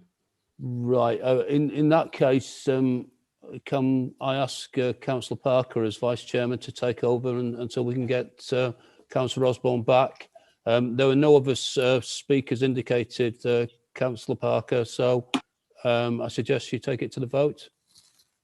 Right, thank you. If you just put me right on a few things. Right, we'll now go to the vote. So could I ask Jevely to ask councillors how they wish to proceed or vote on this matter? Okay, we're voting in favour of the proposal. So Councillor Chartler, For. Councillor Cribbin, For. Councillor Dabbs, For. Councillor Frost, For. Councillor Harris, For. Councillor Irving Swift, Councillor James, For. Councillor Longley, For. Councillor Matton, For. Councillor Parker, For. Councillor Ritchie, For. Councillor Robertson, For. Councillor Smith, For. and Councillor Wesley. Chair, I'm having problems with audio on this. I don't think I heard all the debate, so I can't vote on it. I don't feel it's right. I think having looked at it, I would have gone for it, but I haven't heard it. If this persists, I will leave the meeting, but I'll continue without video to see if it actually assists me, but I can't vote on this one. So if you want to take it as an abstain or a technical non-vote, and however it is. Chairman will record an abstention in that case. Thank you. Okay, but otherwise it's unanimous.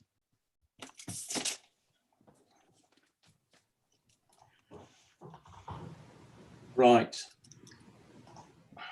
We'll now move on to DA 2020-0786. So over to the officer, please. Okay, thank you. Me again. Can you see that? Yes. I'm going to try and put it into a slideshow again. So just bear with me. Yeah, has that worked? Yes, that's in slideshow. Good. Okay. Yeah, we've got two planning applications on for Mini Meadows Farm tonight. This is the first application that we're going to consider, which is the application that was actually submitted later, which is, as it says there, retrospective application to effectively regularise some of the works that have been done without planning permission, just to, as I say, effectively regularise what's been done. Site is Mini Meadows Farm. It's on the Naseby Road there, coming out of Welford. That's a reservoir to the rear of the site there, for those who don't know, and it's basically a petting farm with an ancillary cafe facility. So that shows you in a bit more detail what's there on the site. Obviously, there's an entrance going in, passing by, overspill car parking, which is part of this application, an additional parking area, and there's various other parts of the building, so they're more highlighted on this plan now. So as I say, it's to regularise the car park, which you saw on the previous slide. The kitchen and the covered store, which is this area, which were added on. External cafe decking, which is this area at the back. And office, events, evening space, small lean-to extension, which is this area at the back. And also a livestock shelter, which is this building down here, which deviates slightly from the approved plan. These are just the elevations that effectively show you what it effectively looks like now, really, I guess, because as I say, it's retrospective. And there's some photographs just so you can see the parking area and how that's been laid out. The overspill parking, and then there's some pictures of the kitchen and store area, which is in this area. As you see, the kitchen building in particular has the kind of appearance of a container, for want of a better word. This is the kitchen area from a more distant view. This is the cafe decking with the tables on, overlooking the animals and the paddocks to the rear. And again, that's the decking area, looking the other way towards the additional lean-to that was added on for the office events. And these are just some pictures inside the office event space, the livestock shelter again. And I've got some objector slides, obviously, that I can show when the objector speaks. The things I just wanted to say, really, just to say there've been no objection from the Highways Authority, who wanted additional coach parking, which has been included now in the car parking area, and an area to turn a coach, which is included in this part of the car parking area. You'll see there, because this will also feature in the second application, which will be based on that car parking facility having been approved, if you do approve it, but it's there anyway, apart from that turning area. And no objections from the Environment Agency or the Canals and River Trust or environmental health officers. And our view is it visually blends in well, really, with what's there already.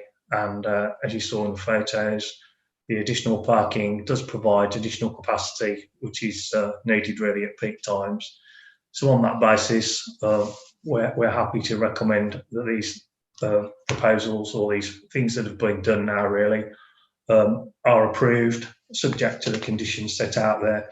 And obviously just draw members' attention to some comments in the late reps from CPRE and the Environment Agency, which probably apply to both applications, to be fair. Thank you, Chairman. I'm back now. Can you all hear me? Yes, Chairman. Yeah, good. I don't know what happened, but as you know, I'm working on the smartphone now because of the computer not working on sound. Suddenly the smartphone said it had packed up and I had to dial out and dial in again. And here I am and you're back in Solby. So we must have speakers on the first one then, Tony. Yes, Chairman. We've got Mrs. Lowe from Solby Parish Council and Ben Barraclough, who's the applicant. Right, okay. So Mrs. Lowe, if you'd like to go first, and you've got 3 minutes, please. Yes, hello. I'm representing the Solby residents. It's not actually a parish council, it's a parish meeting, so we're rather small. Anyway, Solby is a hamlet that's designated as open countryside. If you look at this plan, which is the developed area of Mini Meadows, you can see that the areas that are coloured in red were built with prior approval. The yellow areas partially were subject to retrospective planning permission planning applications in 2015, and the others are what we're dealing with today. But our concerns are that a major portion of the developed area has not been subject to prior proven need or scale tests. A large proportion of the farm site is now developed, and we ask if the scale is still consistent with a development in open countryside, and also whether you're happy with repeated retrospective applications. Next slide, please. Waste management is a concern as well. In the application put forward in 2015, there was a service yard on the plans, which has now vanished. Daventry Norse have said that they make no collection from the site. There have been issues in the past with incineration close to neighbouring properties. So we'd like to know, how is waste disposed of? We don't want any more burning. And are waste transfer regulations complied with, and how do they handle all the waste without having anything on site? If I could have the next slide. Parking and vehicle management. Certainly the retention of the parking and overspill parking areas is essential. Already with those parking areas, there are occasions where it's not sufficient, certainly before the outbreak of the coronavirus. They mention a number of sites, but a number of parking spaces, but this is an attraction for families with small children that have push chairs. So they do use larger parking spaces. How does the site cater for that? How does it cater for waste collection vehicles, delivery vehicles, and emergency service vehicles if there is a coach present? And the condition, which is required by the Local Highways Authority and listed at number 6, should specify the claimed 272 spaces. So essentially, if we could go, have I got, so that's just my last slide, right? So in summary, we're concerned that too much of this development is retrospective. There's no justification of the need. It's just a question of it's been built and now you have to approve it. Is it compliant with proven need and scale? Is compliance with proven need and scale adequately demonstrated? Waste handling is an issue that requires clarification.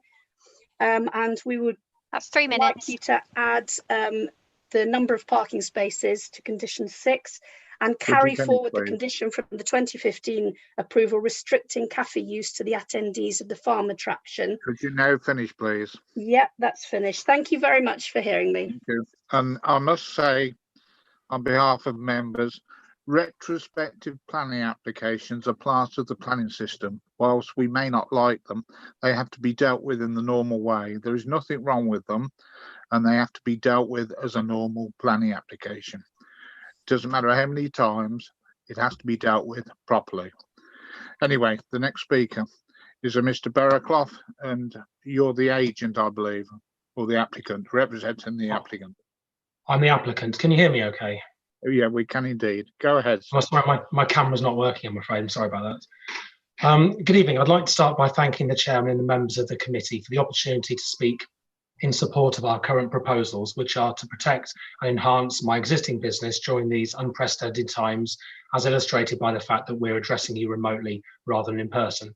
I'd also like to thank your officers for their hard work in getting the application here this evening and with a recommendation for approval.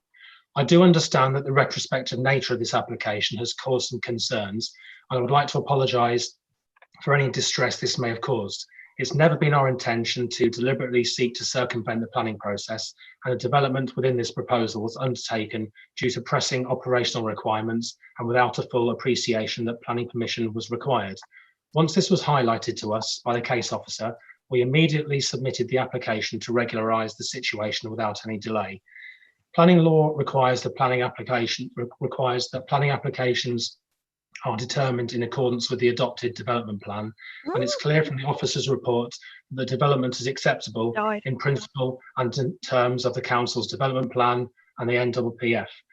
The concerns raised by the parish council and the 4 local residents do not identify any planning policies which the development would be contrary to. We've always tried to be a good neighbour, and of course we will continue to ensure that the business maintains a positive impact in the local area.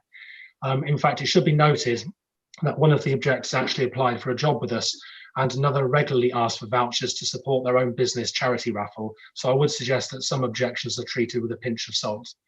The works to improve the overflow car park were undertaken at the cost of over £60,000 following concerns raised by the residents in 2019, and the recent works to create a main sewer connection at the site, again at the cost of over £100,000, have been undertaken following concerns that were raised.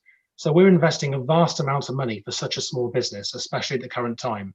The council's planning, highways and environmental health officers have all considered the merits of the proposal and have concluded that the application should be approved. And I would ask you to follow their recommendations and approve the application. Many thanks. Thank you, sir. No more speakers on that one, Tony, is there? No more public speakers, Chairman. Okay. Councillor Irving Swift has indicated she wishes to speak. We'll go to local members then. Councillor Irving Swift. Yes, I am the local member. I am the local member. Indeed. And it's a very difficult planning application. I think everybody want to wish Mini Meadow all success. Unfortunately, and the applicant knows that, he has pushed a bit far the planning application and on the planning system.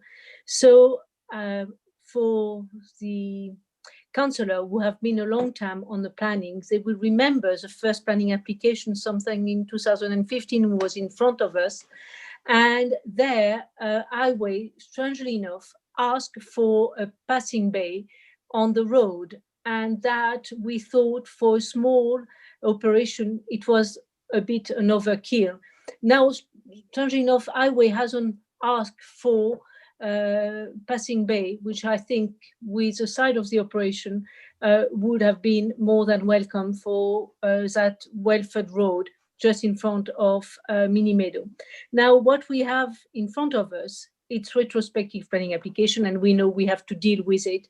But I am really, as for the wind farm, I'm very conflicted with that because on one hand, you have valid objection from the parishes, and in another hand, you have a business who would like to thrive. So enough is enough. I think the CPRA on the Lex representation is asking, do you think it's not an overdevelopment of the site? I really find myself wanted to help local businesses as we all do, but in other hand, to not to be very comfortable with the size of the business it is becoming, because from a petting farm, we are going to become a cafe, and that is in the second application a bit later.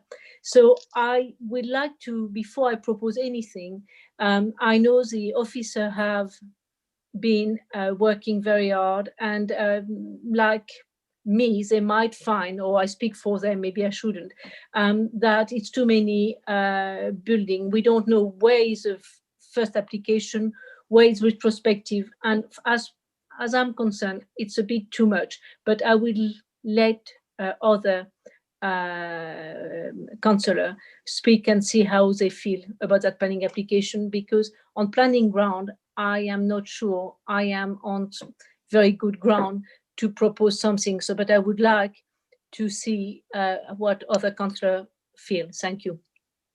Thank you, Councillor Irving-Swift. Tony, list of speakers. Chairman, none indicated. Sorry, Councillor Harris has got his hand up now, Chairman. Okay, Councillor Harris, go ahead.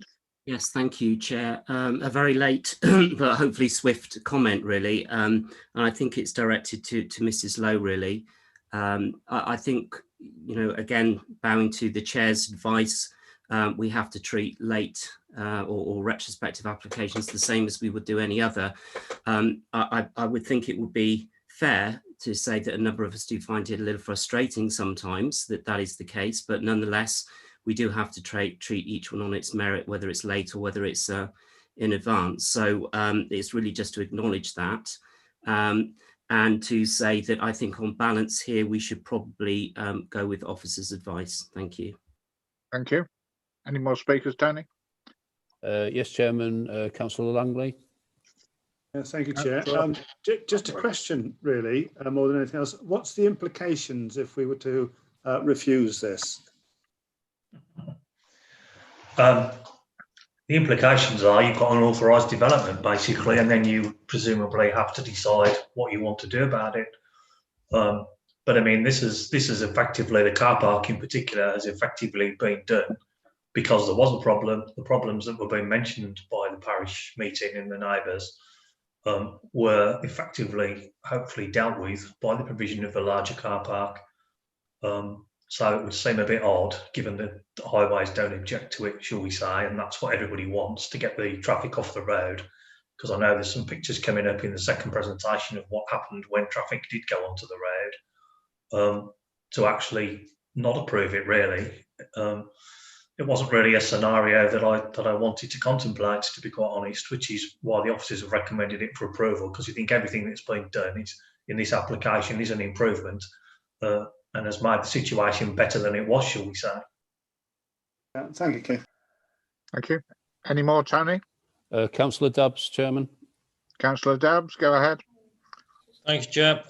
Yeah, I'm not sure whether my comments, questions and so on apply to this application or the next one, but since it's the same operation, I might as well shoot them out now. And also what Keith has just mentioned about the roads and so on, that may come up in the next one. I'd be interested in. Yeah, 2 points.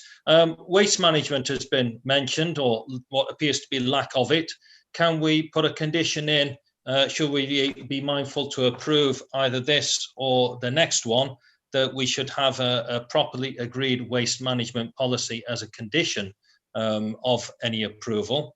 And therefore, you know, just burning rubbish willy-nilly would then be forbidden. And I think when it was mentioning that there's environmental health precautions and so on, well, that requires a long-winded process to go ahead. So I think if we're not satisfied that the waste management is being dealt with properly, we shouldn't allow them to continue. And therefore, I think, I assume that we can put that condition in. I know that they've already got a cafe already, but I'll let the officer advise us on that.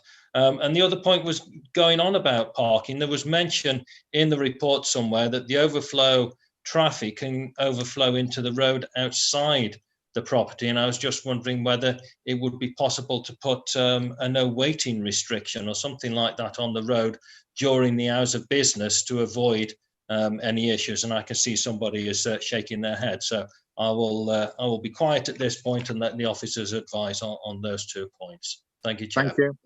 Keith, can you answer the waste management point and the parking on the road point?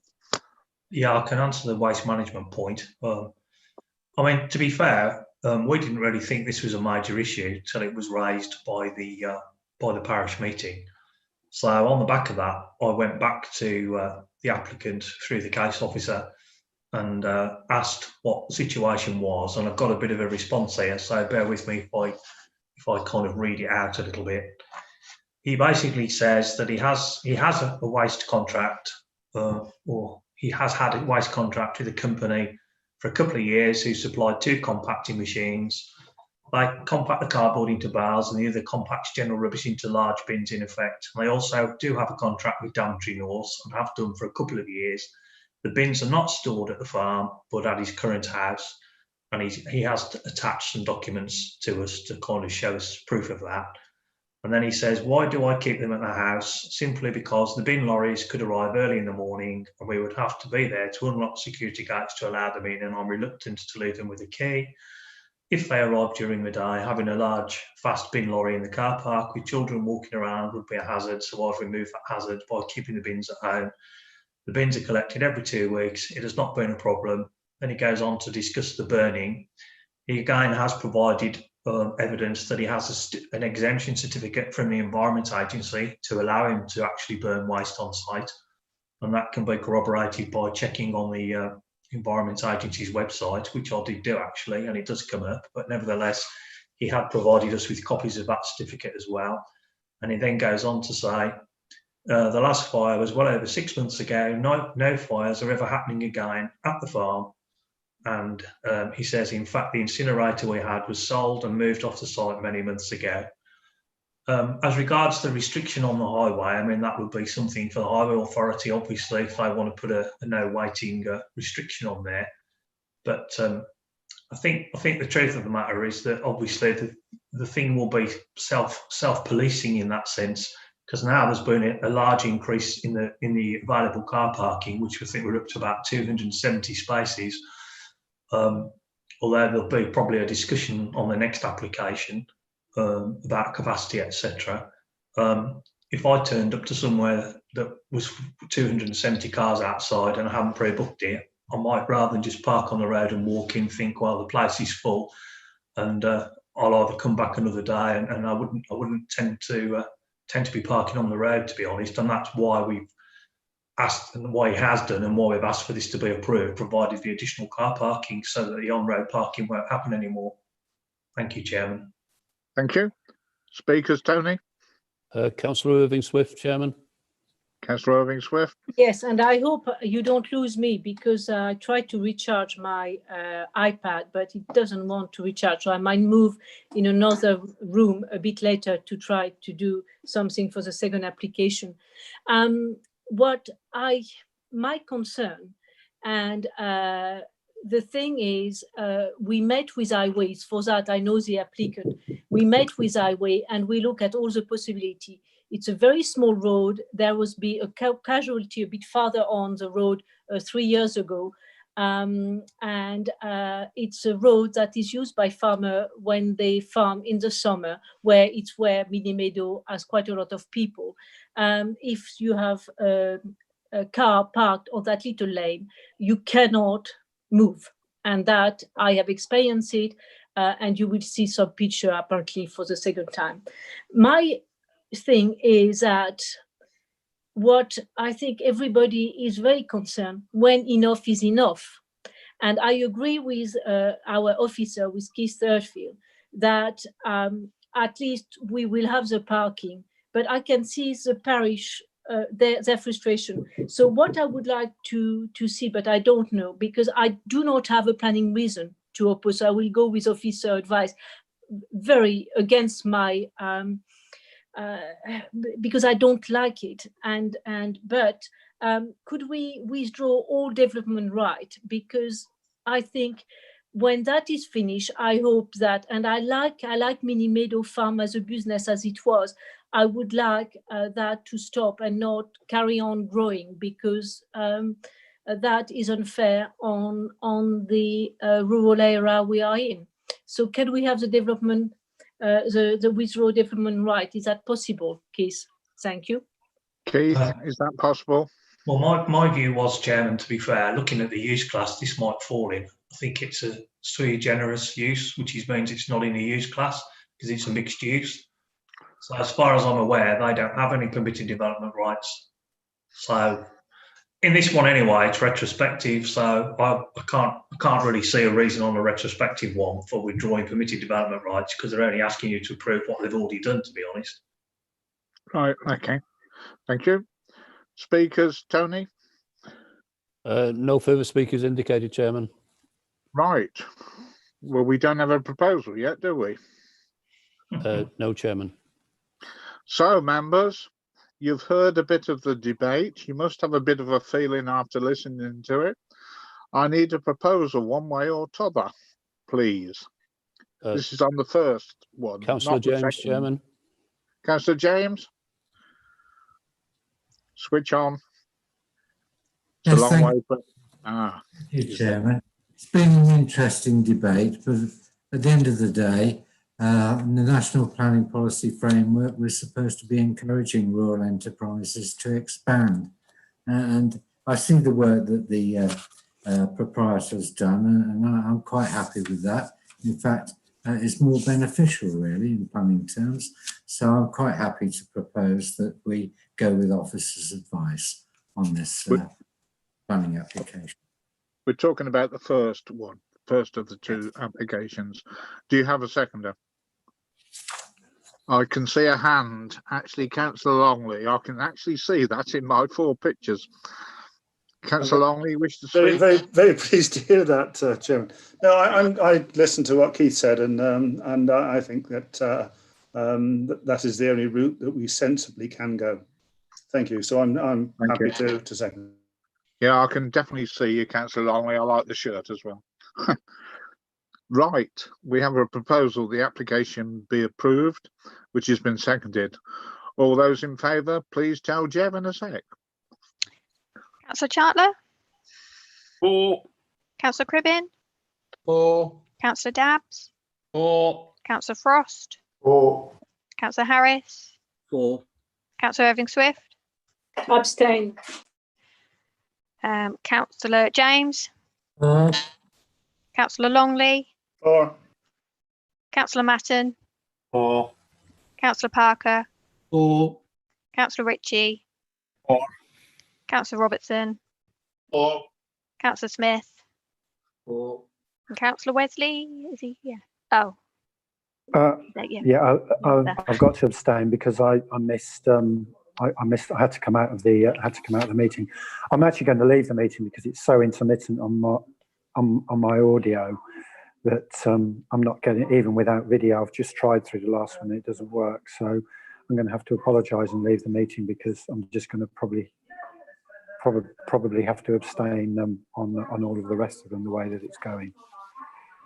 Well, thank you, Councillor Wesley, for telling us you're not the only one that's had problems tonight. I too have had problems, but thanks for the part you have took part in. Okay. The result is, Jev? It's 12 in favour and 2 abstentions, Chairman. The application is approved. That's the first of the 2 applications. Right, and now to the second one, which is 0406. Over to you, Keith. Thank you, Chairman. This is, I say, the second application. I'll just try and put that in slideshow again. Hopefully it will work. Has that gone into a slide now? Can you see that? Yes. Good. Excellent. Okay. Yeah, this is the second application, obviously, for the same property, Mini Meadows. This time they're proposing an extension to the existing cafe, which is in that particular location in the red line. Got some more detailed plans of it, which shows it there. Again, we've also heard about the car park, etc. Interestingly, this plan does show the vehicle pathing for the coach and the turning area. It shows how it works. Yeah, this is now effectively what you've approved. Just that's why I changed the order of the applications, because obviously you need to set a baseline. So that is now effectively approved, and what is now proposed in terms of the extension is that. So if I flick from one to the other, you can see how much is added on. What you can see is that part of the existing kitchen area, which if you remember, looked like a bit of a container building and things, and the store that stuck on weren't very good, and the existing toilet facility are, shall we say, subsumed into the new cafe area, which will obviously allow for a new layout in the cafe area. And I reckoned overall the difference, the actual new floor space is about 290 square metres. So again, just externally, that's showing you what's there now, what it will look like, and the same with the elevations. If you concentrate in this area, and I flick it again, you'll see how the elevations change. That's the front entrance now. That's as it's going to look, and that's the side view there, and that's as that's going to look. So again, with just some more photos showing the front elevation as you go in. So that would all be replaced effectively. And I say that container-esque building for the kitchen would be replaced with a better building. That's just showing you what it looks like inside the existing cafe now. Obviously, out to the rear of here is the outdoor area that you've now regularised. And I'll say there's some more objective slides. So just to finish my presentation on this one, as I say, I reckon it is about 290 square metres additional floor area to what's there. So I've discounted the fact they've already got the toilet and the kitchen there already, even though they're going to be subsumed in the new development. The applicant says this is to enhance facilities for existing visitors. This will provide additional toilet facilities to incorporate the old kitchen, which is currently in the container, is to extend the cafe, which will allow for a larger servery to give increased customer seating to help with peak hours demand at lunchtime. And they're proposing it'll be going from 70 to 120 covers. It will maximise income from the existing number of visitors, which were at pre-COVID levels. And obviously, as we now have to deal with this situation, he also says it will help with the current situation with social distancing because there is a reduction in the usable space, and it will also maximise the income from the existing or possibly lower level. And also proposed in part of it is a small ancillary retail shop, a farm shop selling gifts, etc. Again, just to say, apart from the parish meeting, there are no other objections to this from any of the other bodies. Obviously, CPRE have made comments in the late reps, but apart from that, there's nothing else in the report as we originally drafted it. And basically on that basis, we feel that it is still proportionate. It isn't proposed to attract huge amounts of additional business. We're still sticking within the hours that were originally imposed on it. So it's an example again of somebody wanting to expand, or shall we say improve, facilities at an existing successful business. And it will improve it visually because obviously, as I say, some of the buildings that have gone up there, so one doesn't look like a container, the other lean-to building doesn't look particularly nice either. So on that basis, we think it's a visual improvement. We think it's still proportional. We think the car park will be okay. And on that basis, we're recommending approval. Just to say, condition 4 does make reference to 78 spaces. But that was originally referring to the additional car parking spaces that were going to be added on to the original car park, which was at the front of the property. Overall, there's going to be, say, about 270 with the new parking area that's now been approved. So that could be changed to 270-ish, 278, if that's what we want to put on the condition. I mean, the main point of the condition was to ensure that they don't hold any events on the parking areas, which would effectively reduce the parking if they put a marquee up or something. So the idea is that should not be allowed to happen. But apart from that, I think we're okay with it as officers. Thank you, Chairman. Thank you. Again, Tony, if you're listening, I lost everything at the beginning again. I had to dial in again. So there's a few of us having problems with connections tonight. So if I do disappear, I should be back as fast as possible. You can't keep a good man down or a bad man down. Right, speakers, Tony. Yes, Chairman, just before we get to speakers, yeah, we can see that when people drop out and come back in, so we're able to monitor that. Okay. Yeah, speakers, we've got the same 2 speakers, Mrs. Lowe from Sulby Parish Meeting and Mr. Barraclough, the applicant. Okay. Mrs. Lowe, you have 3 minutes. Over to you now. Thank you very much. Right, this map shows the scale of the cafe extension. So the yellow section is the current cafe. and the dark shaded area shows the extension. So this is a 4-fold increase in the floor space for the cafe. If it is for existing clientele, it's difficult to understand why the condition restricting cafe use to those attending the farm has not been carried forward, because the cafe is spoken about as an ancillary aspect of the business, but customers who want to use the cafe can just walk in and use the cafe. There is absolutely nothing stopping them. They don't have to pay to access the farm in order to use the cafe area. So it would seem to us that that condition hasn't actually been adhered to, and it's very puzzling as to how the applicant can insist that this will not lead to additional business when there is absolutely nothing stopping it leading to additional business. So yes, that's our concern with the size of the cafe extension and its possible purpose. If we can go on to the next slide, again, coming back to waste management, obviously if the cafe increases vastly in size, then there'll be an awful lot more waste. I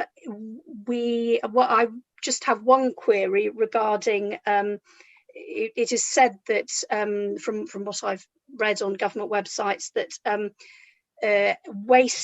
there are waste transfer regulations that apply to waste leaving a business site, and forms need to be filled out. We just want to check that, especially given this is food waste essentially, that it's being adhered to. And if we could go on to the next slide. Parking and vehicle management. These photographs were taken since the car park has been enlarged. So you can see what happens when it's a busy time, very busy time at Meadows on a nice day or whatever. The cars have to queue up in order to get in. They do park on the verge. Keith was very helpful a few years ago and gave us some signs. I noticed the other day driving my daughter to school that they've disappeared, so I'm not quite sure what's happened there. But people still park on the verges, or you know, it's not an enforceable rule. So.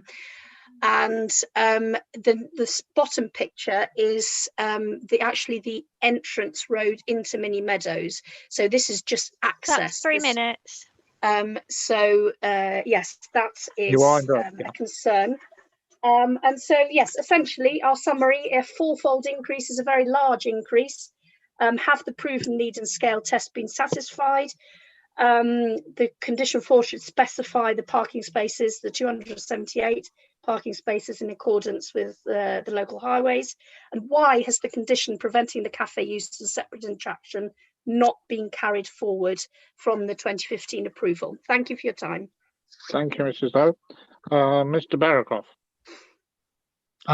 Good evening. Firstly, the picture of the cars on the side there, that has absolutely not been taken since the new car park has been opened. I can guarantee that.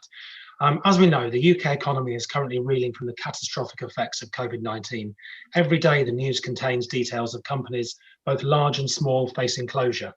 Against this backdrop, we're working night and day to keep our business afloat and to make it viable in the short, medium and long term in order to protect the jobs of 15 employees, all who work at the farm and who live within the Daventry area. Our business also helps support other local businesses, including the local butcher and the baker, no candlestick makers, but also the village shop and the garage, all who benefit from the trade coming into the local area. I've personally invested blood, sweat and tears in every hour and every penny I've ever earned in this business. Yes, it is a small rural business, but it's well respected and visitors love what we do. It should also be noted that on average, we contribute in the region of £200,000 a year in various taxes. Like many other businesses across the country, we were forced to close during the lockdown, over which would typically have been our most profitable period of the year. Whilst we were able to reopen, social distancing restrictions have significantly reduced the number of visitors that can attend the farm at any one time, and they have resulted in a significant drop in the capacity of the existing cafe, which further adds to the negative economic impact on the business. We're currently operating at 1/3 of normal numbers, or we will when we reopen, and social distancing means that over half our tables and chairs have had to be removed. All visitors are now required to pre-book, so we can track and trace and control the numbers very effectively. Local schools previously made up a large proportion of our overall visitor numbers, and even though schools have reopened, it's very unlikely that school trips to the site will recommence anytime soon. The proposed extension will allow for an enlargement to the existing cafe, but not fourfold because you didn't take into account the size of the toilets, etc. But it also intends to improve the facilities at the site for the benefit of staff and existing customers, including the installation of additional toilets and baby changing facilities and a larger kitchen servery, which will improve the customer experience and dwell time and aid the operation of the business rather than increasing capacity. The extra space is intended to allow for the existing customers to have somewhere to sit during the busy times. Before COVID, there were several occasions when customers visiting the farm could not find a seat in the cafe. It's absolutely not our intention to create a standalone cafe that operates in isolation from the farm. The intention is to purely enhance the facilities at the site so that our customers have a better experience when they do visit, and to ensure that we can remain viable in the short term and that business will be in existence through 2021 and beyond. As with the previous application, the Council's planning, highways and environmental health officers have all considered the merits of the proposal and, along with Environment Agency, have concluded that the application should be approved. And I'll ask you to follow their recommendations and approve the application so that we can protect the jobs of our employees. Thank you very much. Thank you, sir. Councillor Irving Swift.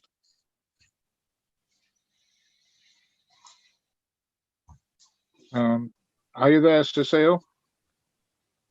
She's on mute. She's on mute. Thank you. Can you hear me now? Because I am using my phone. Yeah, we can hear you. Well, following what was said to the previous planning application, as I said, everybody, if you meet people, they like Mini Meadow. When I represent the parish of Selby, and I like Mini Meadow as a business, we want to make sure that the growth now stops. We don't want any more planning applications. So I think what our officer, Keith Surfield, is proposing first, I would like to thank the officer because they have reduced the opening time from 10 o'clock to 17 in the evening, which I think is absolutely right.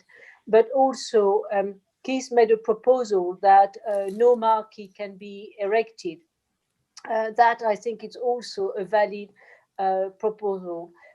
Could we maybe also have a condition about the noise? Because when you have a cafe or things that you have a lot of residential area not far away from Mini Meadow, so that we have maybe a condition about the noise of the cafe with loud music.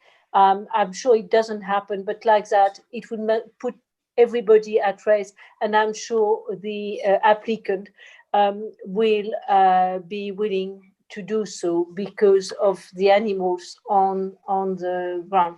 Now, my only concern, and I might ask Keith about that question, the thing is, when we gave the first planning application, it was for a petting farm with a cafe.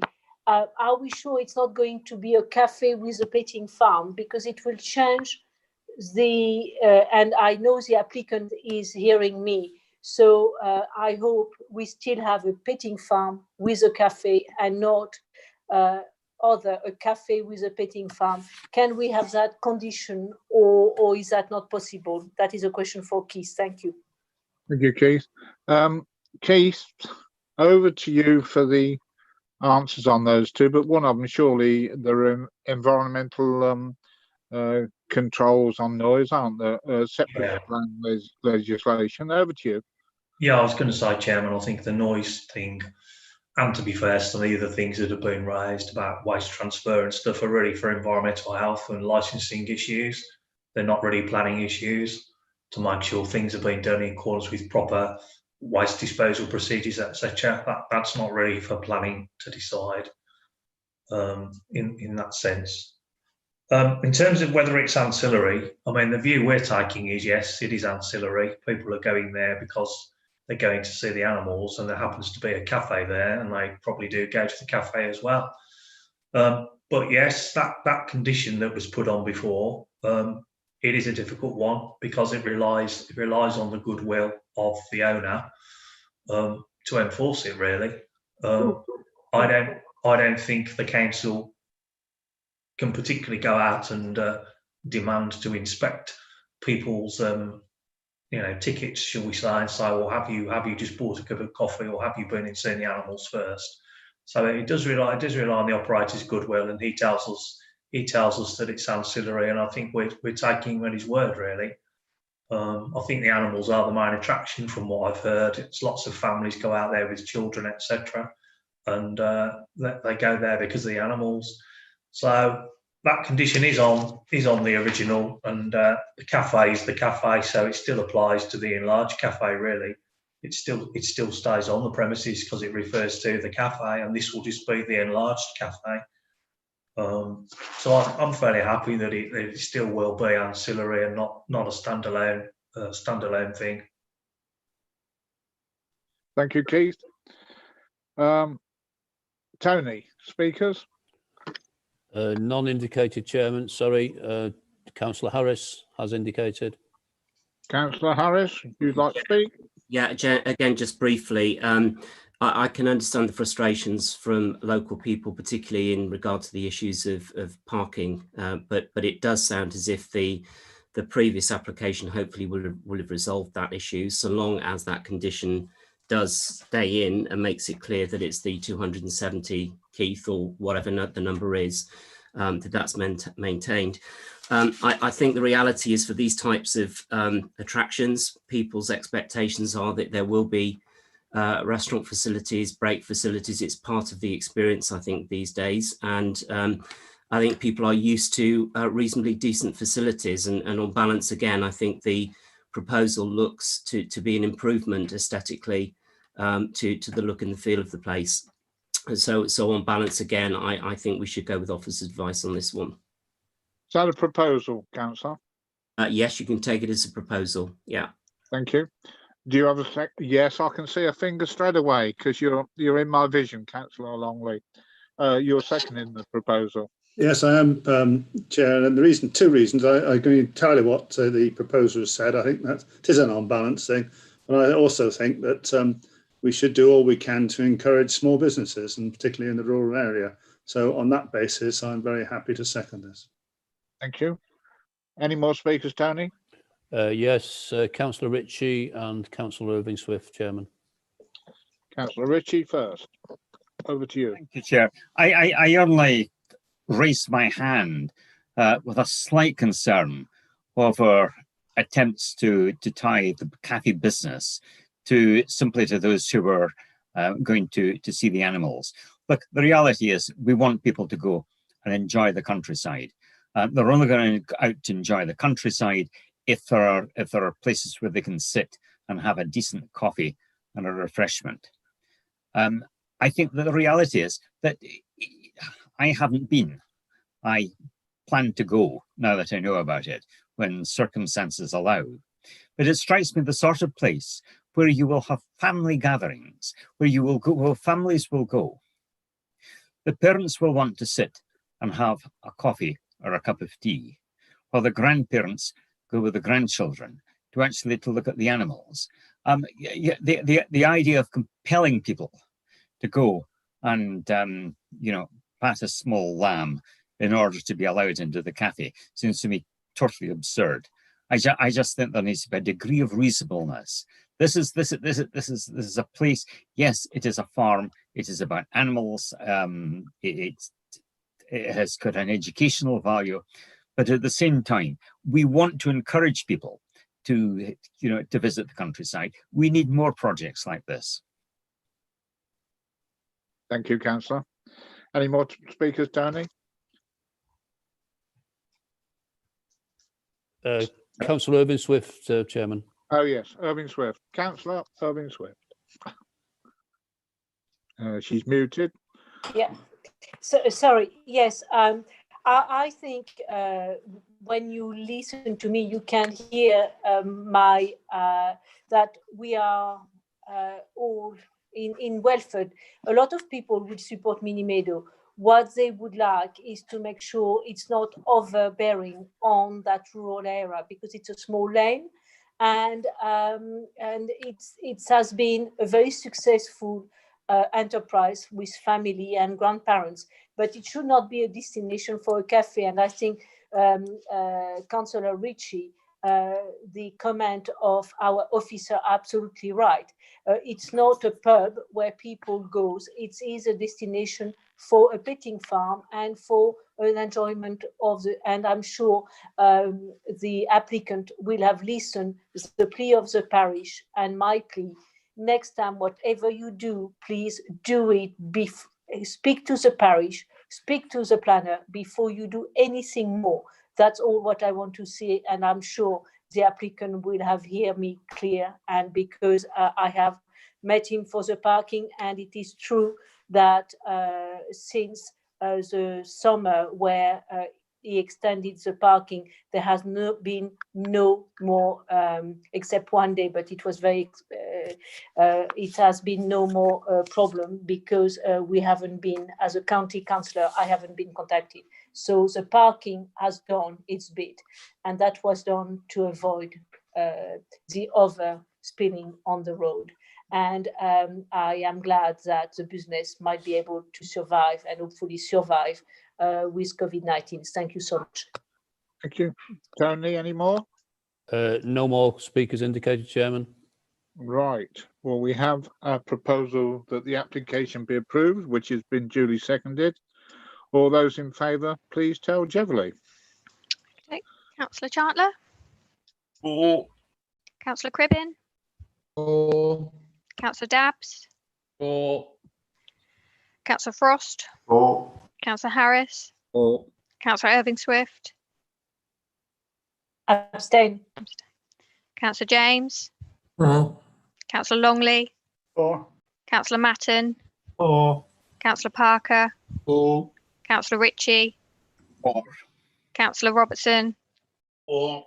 And Councillor Smith? For.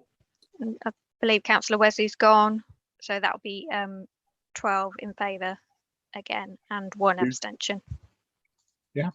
Okay, the application is approved. Right, we move on. In fact, what's the time? Just gone 9 o'clock. Well, as this next, well, I don't know. We've got to ask whether we wish to continue at 9:15. So when it gets to 9:15, Jeverley, just butt in and say, Chairman, it's time to ask the committee, okay? Next application is in Long Butby, and it's 0536. Over to you, Chung.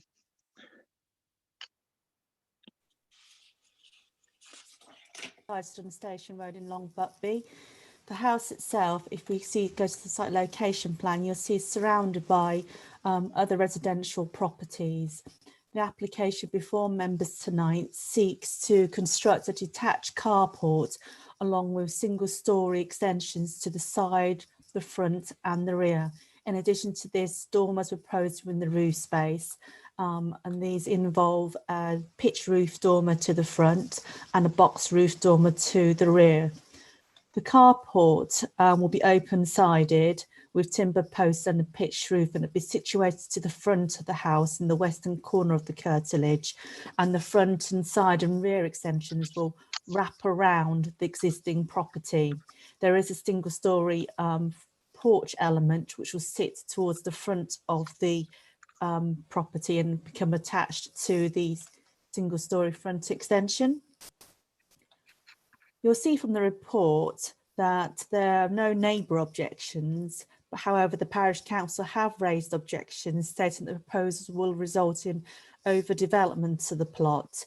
With those comments in mind, the application was amended. The original application did raise the roof of the original bungalow and also sought to have a garage instead of the carport. If you can see from the photographs that the station road itself is quite a long and linear road which provides views in both directions on both sides of the road when travelling along the highway. And at first it was concluded the garage would block these views and be at odds with the street scene. However, a carport is open-sided structure and the views in the street scene would not be impacted as a result. You will see from these photographs show that the bungalow itself is a modest dwelling. It does form a pair of dwellings with adjoining neighbour, and it's accepted that the proposed extensions would result in loss of symmetry. However, it should also be noted that the proposed extensions would not have an adverse impact on the neighbouring property. In officers' view, would not be unduly prominent in the street scene. And furthermore, it should be taken into account that the neighbouring property does have consent for a single-storey extension to their kitchen and garage itself to both the front and the side of that property. So, you know, in the circumstances that those extensions were implemented, then the symmetry would still be lost. So overall, the officers considered that the proposed extensions would sit comfortably within the street scene and within the sides, would not have any impact on neighbouring properties by loss of light or privacy or by overbearing nature. And as a consequence, we're recommending the application be approved, Chairman. Thank you very much. Thank you, John. We have a speaker. The speaker's name, Tony? It's Mrs. Smythe, Chairman, the applicant. Okay, Mrs. Smythe, you have 3 minutes. Thank you, Chairman, and good evening, councillors. I've lived in the village for 20 years, and in order to provide a home for our 4 children, the only affordable way was to build our own through development of an existing property. As housing in the village is simply not affordable, the children attend the local schools and it would unsettle them to move out of the village, leaving their school and friends behind. I also run the local Rainbows group in the village, hence the reason we needed to stop within the vicinity. Station Road contains a wide variety of property styles, including a fire station, which is next door but one, a doctor's approximately 500 metres from our property, and a community centre, again approximately 500 metres from our property. All buildings are positioned differently on the plots, using different building materials, as well as a mixture of new and old buildings. The building can only be seen when directly in front of the property. It will therefore have little impact on the street scene. Planning was granted to the attached property, consisting of a double garage front and side extension, and if the owner had gone ahead, the 2 properties would not have matched anyway. Planning has also been granted to a property approximately 500 metres down the road, which includes a 2-storey side extension, a single rear extension. This property can be seen from 3 sides and is considerably nearer to the road than our property. The property is also semi-detached and will therefore not match the adjoining property once the work has been completed. Further down Station Road, there have been 2 major housing developments within the last few years, both of which are still being worked on. These are situated on either side of the entrance into the village, therefore completely changing the street scene as you enter into the village. Both sites have been built on greenfield sites. The property extension will provide enough housing provision for our family and no more. The property will be constructed out of material in keeping with the street scene and blend in with the adjoining property. We will be planting trees or hedges in front of the property to hide the property, similar to a house a couple doors up. The extension of the property will not affect the visibility of drivers travelling down Station Road or pulling out of the property, as the property is set well back from the road. And the photos we have submitted clearly show this. We welcome the opportunity to work with the council and parish council to enable us to build a home for our family. We thank you for the time to allow us to speak. Thank you. That's the only speaker, isn't it, Tony? Yes, that's correct, Chairman. Right, we'll go to local members. I'll start with myself. I support very much the parish council's view. The fact that they've changed the garage to a carport, which is in front of the house, I welcome that, because it would have looked a bit silly. But there are 2 bungalows next door to each other. One has planning permission for an extension to it, but it's not an upwards extension. It's a single story extension. And this, I believe, will look absolutely awful. It will make it too large. It won't look right and it won't look correct. A bungalow changed to a house with a bungalow, identical bungalow sitting next to it, will not look right and correct at all. I have an opinion that if somebody, I know the applicant is listening and has said that they can't afford to buy a house in Longbuckby, but I'm suggesting if somebody needs a house that big, they should buy a house that is big enough for them, rather than buy something that's tiny and destroy its setting, which it is being destroyed. I won't propose a refusal from the chair. I'll wait until other committee members have listened to it and debated it. So you've heard my opinion. Over to you, Councillor Longley, as the other member. Yeah, thank you, Chair. I feel quite conflicted here because, on the one hand, you listen to Mrs. Smythe, and yes, you want to keep people in the village, young people, and certainly active people like that. And this is very much a debate about a judgment, really. And is it out of character or is it not? The two bungalows together, if they were developed, I think would look a little odd. And so I'm conflicted on this, and I'm going to listen to the debate because see what the general view of the councillors are. It all comes down to that final judgment. Is it or is it not out of character in that particular part of Longbuckby? Thank you, Councillor Longley. Tony, speakers? Councillor Smith, Chairman. Councillor Smith. Thank you, Chair. Yeah, I'm conflicted, but funnily enough, we had a similar proposal which was given permission in West Street in Weedon, and it's worked really well. So yeah, and I do really understand people's housing challenges as well. So I think I'm minded at this stage to go with officers' approval. That's a proposal, or is just the way you're going to vote? Yes, it is a proposal. Thank you. Do you have a seconder? Tony, I can't see. Is there a seconder? Yes, Chairman. Councillor James. Councillor James, you wish to speak, Councillor James? Yes, just to say that at a recent planning training session, we saw examples of extensions to properties and additions which would make this look like it was worthy of a prize for best architecture. So I think these are quite modest proposals, really. It won't make a great deal of difference to the street scene because Station Road, and I should know it, Station Road is quite a hodgepodge of different types of property. And I do understand the argument that the speaker put forward about the expensive nature of other properties, especially if you've got a family of four children, you need the space.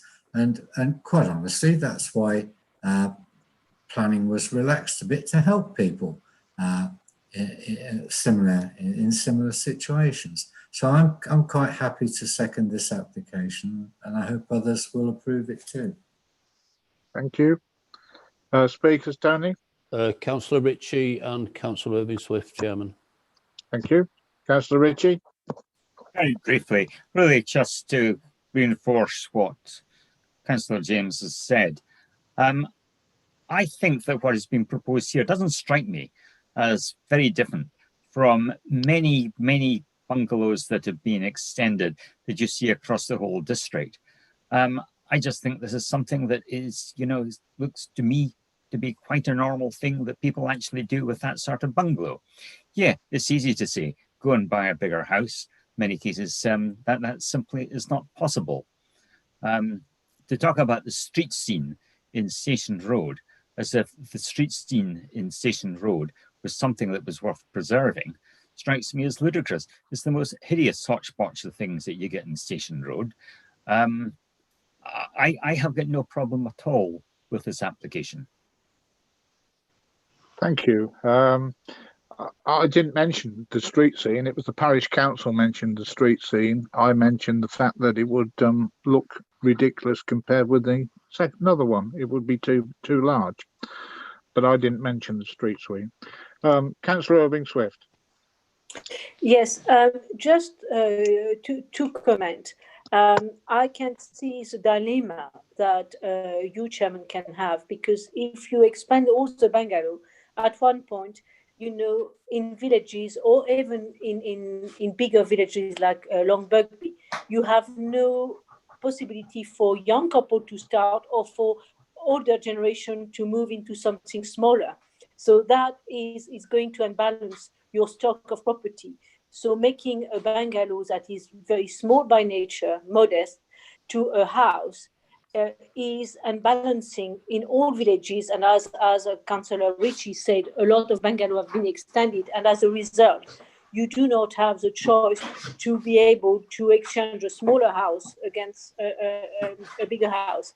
But also, I'm sure the applicant must have spoken to her neighbors, because the last thing you want is to have a neighbor that hate what you do so much that you have a friction between two neighbors. So, and I know what I'm talking, because when my neighbor never spoke to anybody else, and as a result, nobody liked what he built. So I hope that the applicant listen carefully before going further with a proposal to make sure that her neighbor has heard, but that is more. Otherwise, I can see the merit of the extension for the applicant, but also I can see that you will lose a very modest house in Long Bugby, which is not good for your balance of houses and houses proposal needs. Thank you. Thank you. Any more, Tony? Chairman, yes, there's one more speaker, Councillor Harris, but we are at 9:15 now. Okay, we are indeed. Is it your wish that we continue on, or would you like a break? It would be easier if you put your hands up in front of you. If you wish to carry on, put your hand up in front of you. And Jeff, can you count the hands? You can see every picture. Most hands are up, I think. 11. Okay. Anybody against it and wants a break? Nobody's hand up, Jeff? Two. Okay. We will continue then. Hopefully to strive to the end, as they say. Like the old days, this is. Right, we have a proposal. Wait a minute, one more person to speak. Councillor Harris, I beg your pardon. Thank you, Chair. Again, I think on balance, the proposal looks still relatively modest. I take the point that it is extending what is a smaller bungalow dwelling at the moment, but echoing the comments of Councillor Ritchie, I think this is a fairly normal practice. I wouldn't go so far as to describe Station Road, as Councillor James Ritchie did, as a hotchpotch. I think that's a little harsh. I do think it's fair to say that there is much diverse housing and dwelling and different buildings on that road. So I think if you drive the full length of that road, which is quite extensive, it is very mixed. So on that basis, I don't really think there's any major issue in terms of look or feel. Thank you. Thank you. Well, I think in view of the comments that were just made, I think we're going to remove his passport for making those comments about Station Road anyway. So you can't come to Long Bugby anymore. Right, we have a proposal that the application be approved, which has been seconded. All those in favour, please tell Jev when asked. Councillor Chandler? For. Councillor Cribbin? For. Councillor Dabbs? For. Councillor Frost? Abstain. Councillor Harris? For. Councillor Irving Swift? For. Councillor James? For. Councillor Longley? For. Councillor Matton? For. Councillor Parker? For. Councillor Ritchie? For. Councillor Robertson? For. Councillor Smith? For.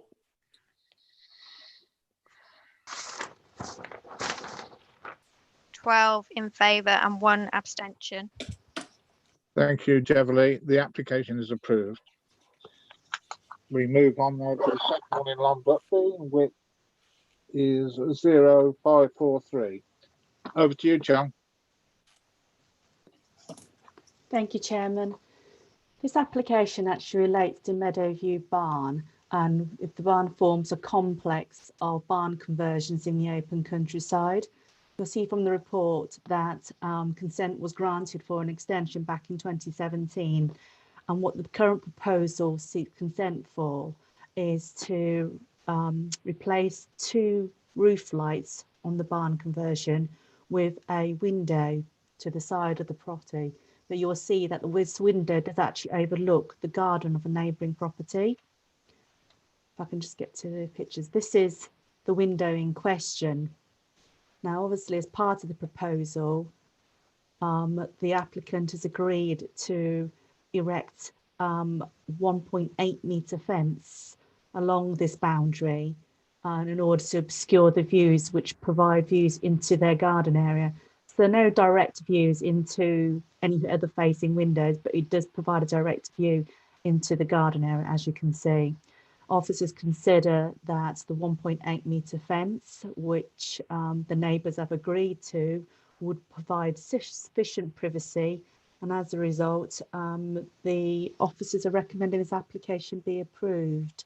You'll see from the report that the application is before members tonight, as the parish council still considered that there would be loss of privacy as a result of the window. But the neighbour has agreed that this wouldn't result in any loss of privacy in their view. Thank you, Chairman. Thank you, John. I think I can help a bit as local member. When the parish council discussed it, they weren't aware that the neighbour was happy with a fence. That was found out locally by the next day, I think it was, or the next few days. So I would like to propose from the chair that the application be approved as per officer's advice. I see nothing wrong with this at all now. It completely satisfies it. Councillor Longley?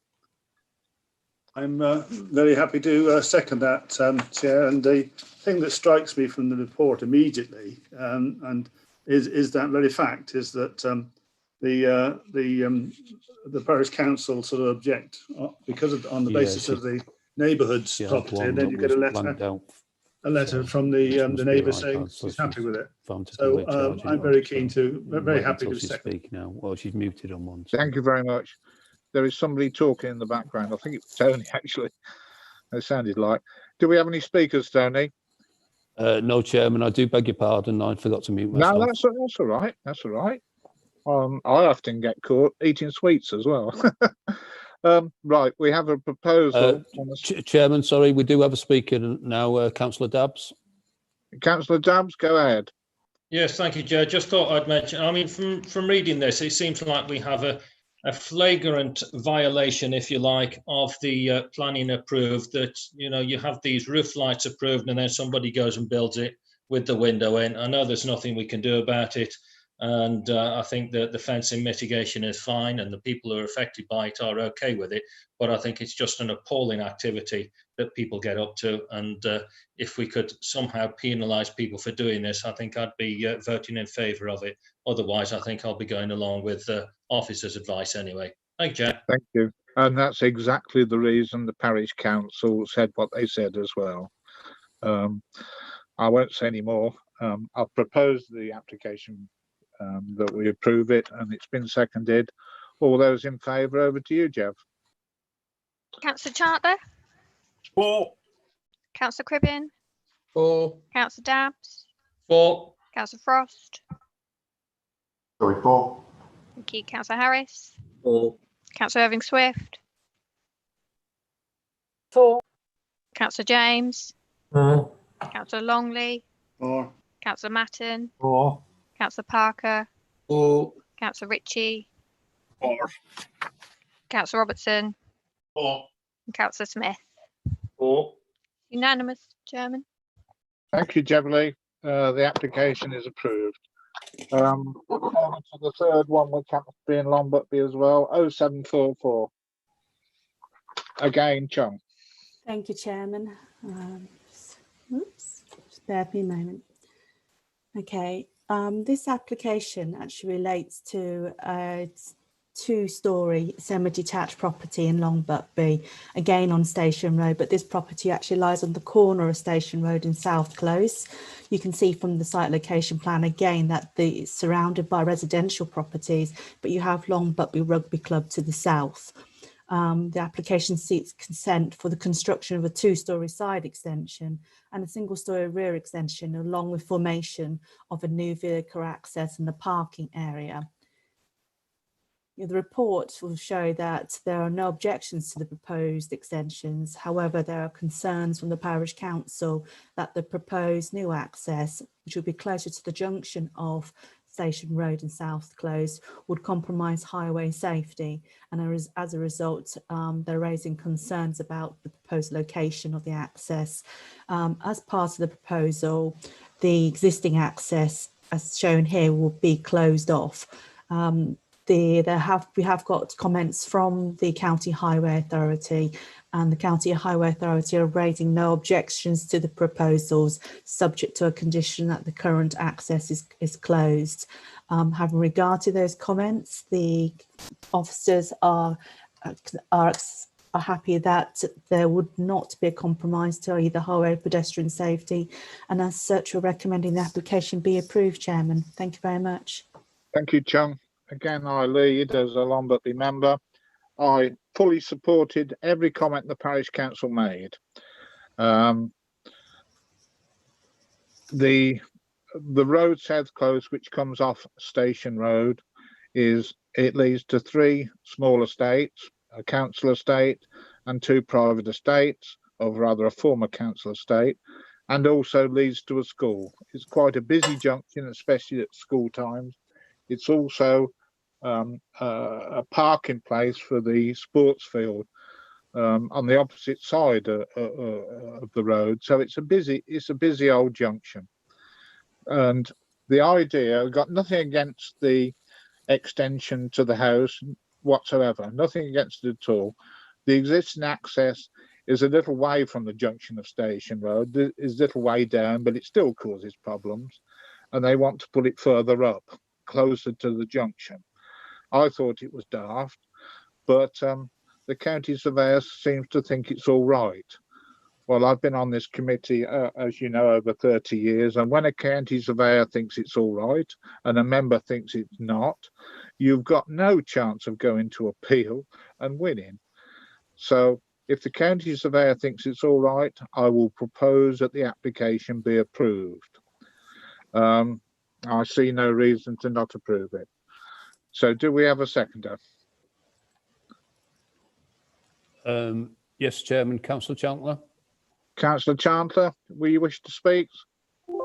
Yes, Chairman. I'm happy with that the Local Highways Authority have approved this, and therefore I'm happy to second your proposal, but I am surprised that the Local Highway Authority have approved it, because they've simply objected recently to an application in my area because they said the access point was within 10 metres of a junction, and that wasn't allowed. So I'm confused by their apparent difference in view. But yes, I'm happy to second this.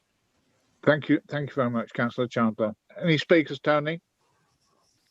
No, Chairman, none indicated. Right, if there's none indicated, we have a proposal that the application be approved, which has been seconded. All those in favour, please tell Jeverley. Thank you, Chairman. Councillor Chandler. For. Councillor Cribbin. For. Councillor Dabbs. For. Councillor Frost. For. Councillor Harris. For. Councillor Irving Swift. For. Councillor James. For. Councillor Longley. For. Councillor Matton. For. Councillor Parker. For. Councillor Ritchie. For. Councillor Robertson. For. And Councillor Smith. For. Unanimous, Chairman. Thank you very much. The application is approved. We now move to that's the end of the planning applications. We now move to 2 enforcement reports, the first one being 45 Oxford Street. Over to you, officers. Thank you, Chairman. As you said, the first enforcement report actually relates to 45 Oxford Street, which is actually situated in Daventry Town Centre, but also part of the Daventry Town Centre conservation area. The terrace is actually part of an end terrace, which is part of a group of 5 terraces, as you can see, and they are mentioned within the Daventry Town Conservation Area Appraisal and Management Plan, and recognised as being a part of a residential area characterised by Victorian and Edwardian development, and identified as being a significant contribution towards the conservation area. Now, unfortunately, in early of September last year, the local planning authority received a number of complaints with regards to the construction of a porch at 45 Oxford Street, which required planning consent. And although the owner expressed an intention to submit an application, that application was not actually validated until August of this year. Before submission of the application, the officers did advise that the porch could not be supported, as officers considered that it would neither enhance the character or be a positive contribution to the conservation area. Subsequently, in October this year, the application for the porch was refused. The porch has been in place for over a year now. The applicant was given a clear opportunity to make an application and seek retention of the porch. The application has been refused, and as a consequence, officers are now recommending enforcement action in order to remove that porch and in order to reinstate the face of that building to its former appearance. So, in respect to this application and this report, Chairman, officers are requesting authorisation to proceed with that enforcement notice. Thank you, Chairman. Do we have any speakers on it, Tony? Public speakers? No, Chairman. Okay. Local members wish to say anything? Does anybody wish to say anything? None indicated, Chairman. Well, I need a proposal that we either do give the officers the right to do that or we don't. So can somebody propose something? Councillor Chandler, Chairman. Thank you. Councillor Chandler. Chairman, I was trying to indicate that I had raised my blue hand, but Tony was actually saying there were no speakers as I was doing it. I wanted, as heritage champion and as portfolio holder for strategic planning who deals with conservation areas, to point out to everybody just what a remarkable difference and degradation this addition has made to this terrace, which is part of the conservation area. I'm almost surprised that it didn't have an Article 4 direction on it, which would have told the owner that they couldn't do anything without seeking permission.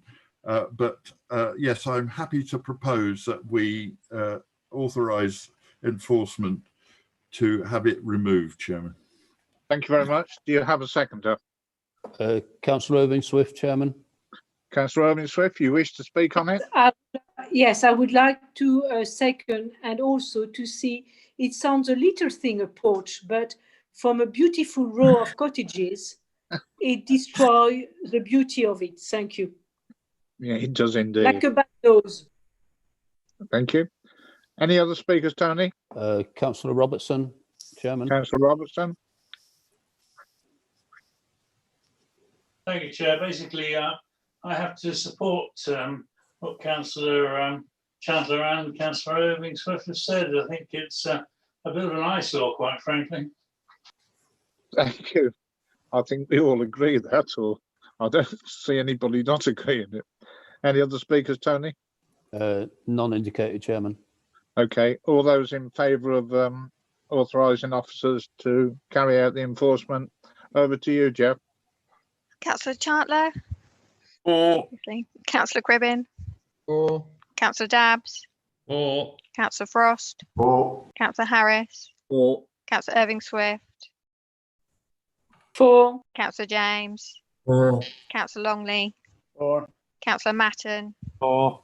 Councillor Parker, Or. Councillor Ritchie, Or. Councillor Robertson, Or. and Councillor Smith. Or. Unanimous. Yep. Okay. Officers can actually do that then. The next one is the enforcement report on Home Farm Upper Stowe. Over to you, officers. Thank you, Chairman. I just want to draw members' attention to the late representations before we begin.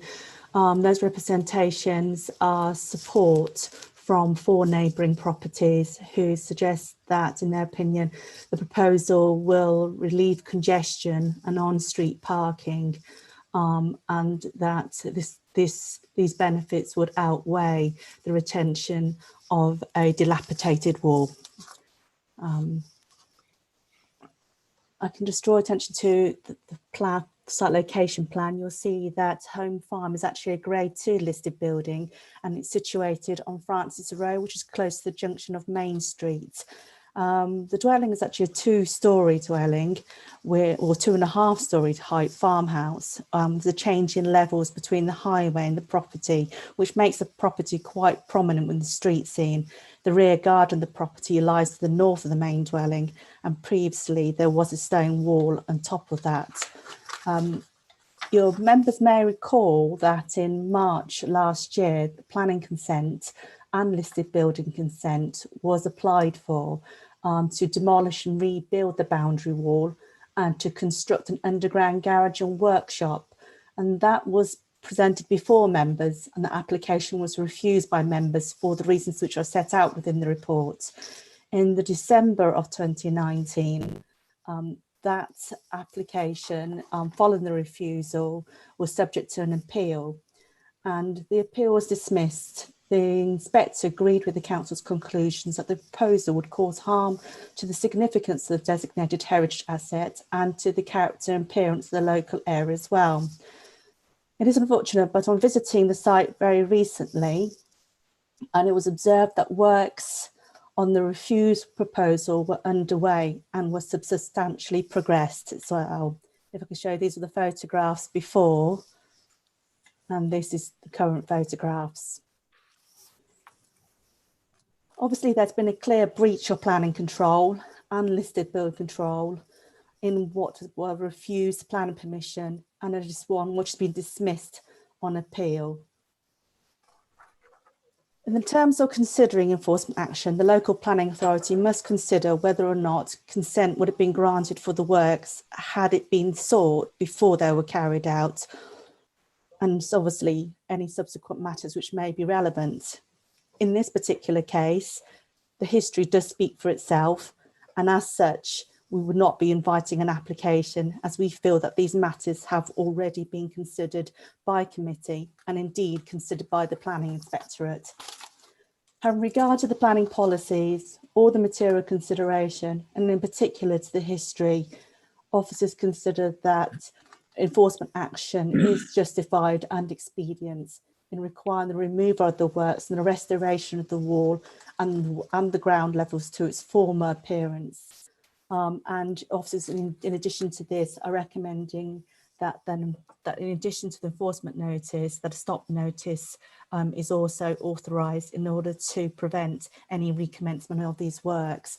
I think it's clear to say, Chairman, that these works have been carried out. They have been carried out without the consent, in having regard to the previous judgments made by this committee and the planning inspectorate. We feel that enforcement is justified. Thank you, Chairman. Thank you, John. We have speakers, don't we, Tony? Yes, Chairman. 2 speakers, Ms Carter for the Parish Council and Mr Newitt, who's against the enforcement. Miss Carter and Mr Newitt. Yes, Chairman. Okay. And I will say before the speakers do speak that we're here tonight to judge whether officers should go ahead with enforcement and a stop notice. We're not here to go over the planning application again, which has already been refused by this committee, and the refusal has been upheld on appeal. So we're not here to judge that. We're here to judge should the officers go ahead with the enforcement notice and the stop notice. Okay, Ms. Carter, the first speaker, please. You have 3 minutes. Thank you. My name is Linda Carter. I'm as clerk to Stonehenge Churches Parish Council. I've previously worked at town councils for over 25 years, managing a number of conservation and heritage projects, most notably the restoration of Brackley Town Hall, which has a grade 2-star listing. The officer's report is comprehensive in laying out the policy considerations and notes that enforcement action is discretionary and should be employed in the public interest. While the parish council does not condone or support illegal activities, the wall that this enforcement seeks to protect appeared to be of little aesthetic or architectural value, having been the subject of numerous poor quality repairs and damage by ivy and undergrowth over many years. Adjacent walls to other properties have been extensively altered to accommodate driveways and parking bays, presumably with planning consent. The parish council is aware that Mr. Newitt is a long-term resident of Home Farm who has carried out sympathetic renovation of the building in order to ensure its future. The council supported the original application for a subterranean garage area below the Home Farm garden as an imaginative solution to the problem of traffic and parking in Francis Row, as indeed it is in the rest of the parish, and were surprised and disappointed at the refusal and the dismissal of the subsequent appeal. Neighbours who are supportive of Mr. Newitt's solution are acutely aware of the problem, which is not always apparent to officers who of necessity have to visit sites during their working day.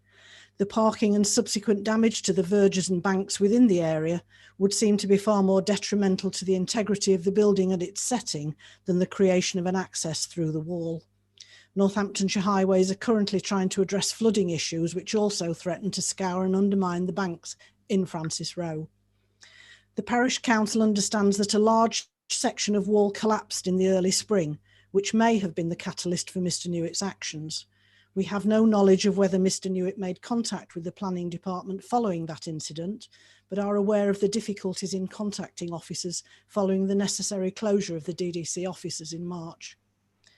The parish council is concerned that an order requiring reinstatement may threaten the structural integrity, of Home Farm itself, as removal of the garage structure will undoubtedly require additional excavation, more than the work that has taken place. We would respectfully ask that the committee considers a possible pragmatic solution to this enforcement, which may also serve the public interest, by allowing a retrospective application limited to a single access and conditional on the reinstatement of the remaining wall and bank to an appropriate standard in keeping with the local vernacular. Any further damage to Home Farm and its setting could be avoided. Thank you. Thank you. And the next speaker is Mr. Newitt, isn't it? Over to you, sir. 3 minutes. Tony, the speaker's name is Newitt, isn't it? Yes, Chairman, that's information I have. Sorry about that. I couldn't unmute my microphone. No, that's okay, sir. You have 3 minutes. Thank you. Yeah, I am the owner of Home Farm, have been for 20 years. I can't deny I've carried out an illegal,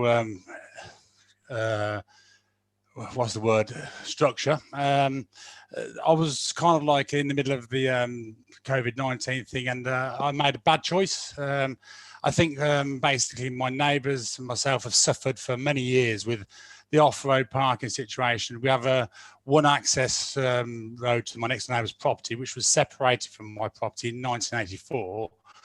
That's been given us problems over the years. There's been some angst. I get on very well with my neighbours. The reason I've done it was for the greater good of the environment, so we don't have to park on the banks. We've suffered flooding this year, which means the bank which I used to park on is just a quagmire. like I said, in 1984, the two properties were separated, my house and the barn. Condition on that separation was that a garage was constructed exactly where I've put it. Obviously, that planning permission did lapse. There is a degree of extant permission, but I'm not really looking that way at the moment. But basically, I was served the stop works notice. I cleared everything off the bank you can see. I've tidied the site. I have no intention of doing any work on this property until I'll get resolution. I would urge the planning department to engage with myself and try and find a solution which would be agreeable to both of us, really. I think we need to look at what can be done to mitigate the damage I've done probably, and also find a solution for the ongoing parking issue we have at the bottom of my drive. I know you have left support from my 4 neighbours. I haven't really enticed that. They've done that on their own free will. I just really want to make this right, and I am sorry that I'm here again.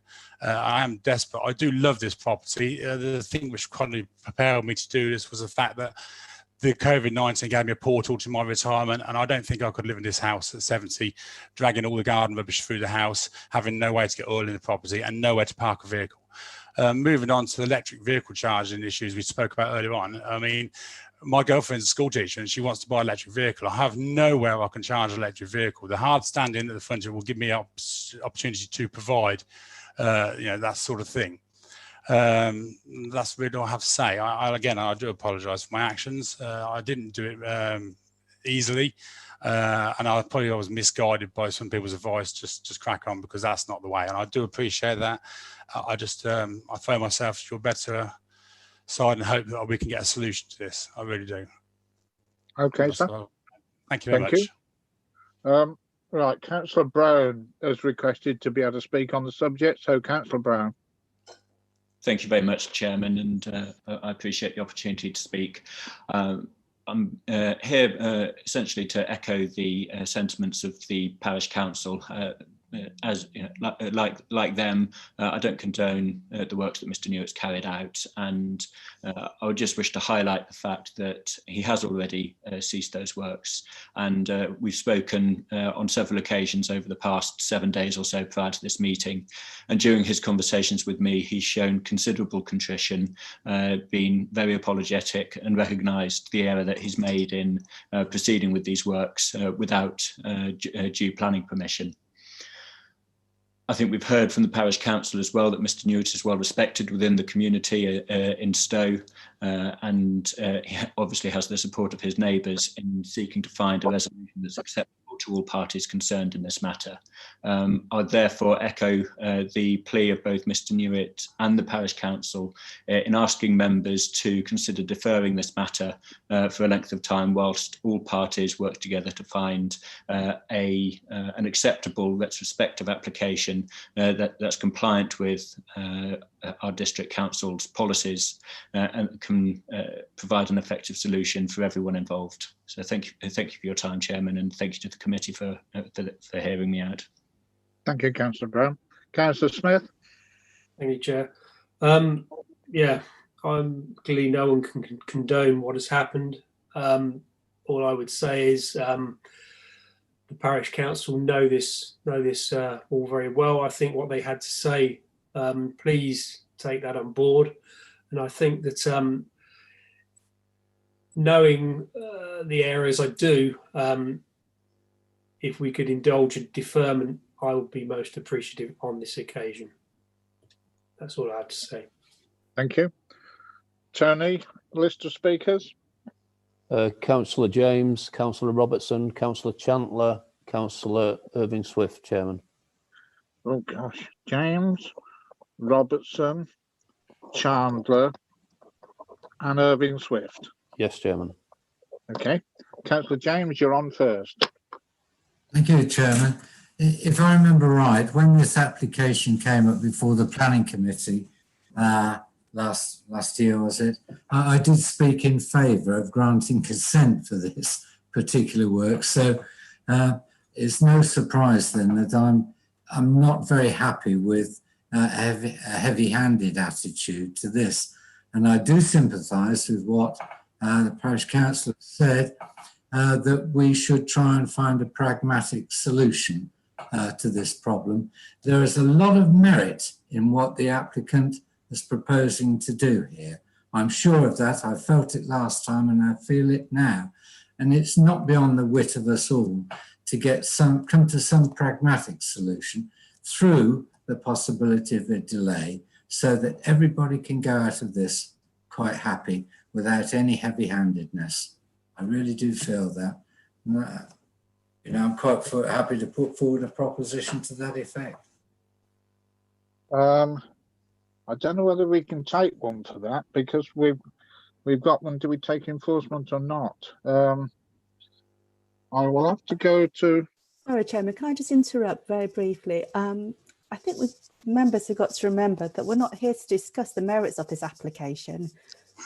Members have already discussed the merits of this application, as has the Planning Inspectorate. Now, the temporary stop notice will run out soon, and without that temporary stop notice, the committee has no reassurances that, or any significant reassurance that these works will not recommence. At this particular stage, officers are requesting authorisation for enforcement to reinstate the wall and reinstate the land to its former state. However, obviously, during the course of those discussions, there's no reason why the applicant can't come forward to the planning authority and consider and present alternative solutions. However, the enforcement notice and the permanent stop notice will stop any further works and any other deterioration to this heritage asset, which members have agreed needs protection following the last committee when it was determined. Thank you, Chairman. I am right in thinking, am I, Chung, that it's illegal to do what has been done? Can you answer that? It is, Chairman, yes. So it's against the law. It's not just the planning law, it's against the proper law. In terms of list of buildings, the applicant could be subject to prosecution. Thank you. And if we want to talk about being heavy-handed, no, there is a clear avenue for the local planning authority to proceed down that route of prosecution. What we're proposing to do is serve the enforcement notice and to serve the permanent stop notice, which gives the applicant the opportunity to come forward to the local planning authority to consider alternatives, but not the alternative which was previously submitted. Thank you, Chairman. Thank you. Going back to you, Tony, the second speaker after Councillor James, I've got RO. What was it? Who was it? Councillor Robertson, Chairman. He was Robertson, right. I wanted to make dead sure. Councillor Robertson. Thank you, Chair. Chung's quite correct. Basically, we all know the rules by now, at least we should do. The argument is the harm done to a listed building against the public, I repeat, public benefit that it might produce. And as she quite rightly said, we're not here to discuss the merits of the application. We're just here to say whether or not we're going to support officers in their proposal to enforce. And it is, in fact, a criminal offence to alter a listed building without consent, which she was also quite correct about. There's not much doubt in my mind. We have to support officers. Thank you. Councillor Chandler. Thank you, Chairman. I indicated I wanted to speak before the public speakers had finished. But what I wanted to say has already been said more or less. Yes, it's against the law, it's against policy. There is no point in deferring this because the decision has been made by this council that this work should not go ahead. The work has gone ahead against planning refusal, against the planning inspectorate's appeal decision, and therefore against the law because it's a listed building. And we must stop it permanently, and we should require it to be undone and for the property to be restored to its former condition. It's as clear as that, Chairman, and I'm happy to propose that that's what we do. Thank you, Councillor Chandler. Do you have a seconder? Councillor Irving-Swift, Chairman. Right, well, I've got you down as the next speaker anyway, Councillor Irving-Swift, so would you like to do your seconding speech? I would like to second And also, I would like to say that sorry is not enough when you are against the law. And I will back our officers who we are not heavy-handed. We just ask to stop. And after the our officer will see. But I am like Councillor Chandler. It should be rebuilt, because if we allow that to pass, when we refuse that committee on appeal, it's refused, and people do what they want. We don't have a lot of power, but we will have none if we carry on like that. Thank you. Thank you. Tony, any more speakers? None indicated, Chairman. Thank you. Right, well, if there are no more speakers, I shall go to the vote then. Chairman, sorry, Councillor Robertson is indicating. Councillor Robertson, you may speak again. Thank you, Chair. I would just like to say that it doesn't seem to make any difference whether one raises one blue hand or whether one waves one's hand in front of one's face. You still don't get acknowledged. Well, I'm sure you'll get acknowledged. There is some, as you're aware, when you're on this system, you can't be looking at the screen 100% of the time. Sometimes you blink, and sometimes you want a sip of coffee, or sometimes you look the other way, and sometimes you miss things. So it's not quite so easy. But I accept your comment. Right, we have a. Do you wish to say anything else? No. Okay. So we have a proposal that that enforcement action and a stop notice can take place by officers. Give your views to Jeverley. Are you for that or against it? Thank you, Chairman. Councillor Chartler? For. Councillor Cribbin? For. Councillor Dabt? For. Councillor Frost? For. Councillor Harris? For. Councillor Irving Swift? For. Councillor James? Against. Councillor Longley? For. Councillor Matton? For. Councillor Parker? For. Councillor Ritchie? For. Councillor Robertson? For. And Councillor Smith? Against. Against. Oh.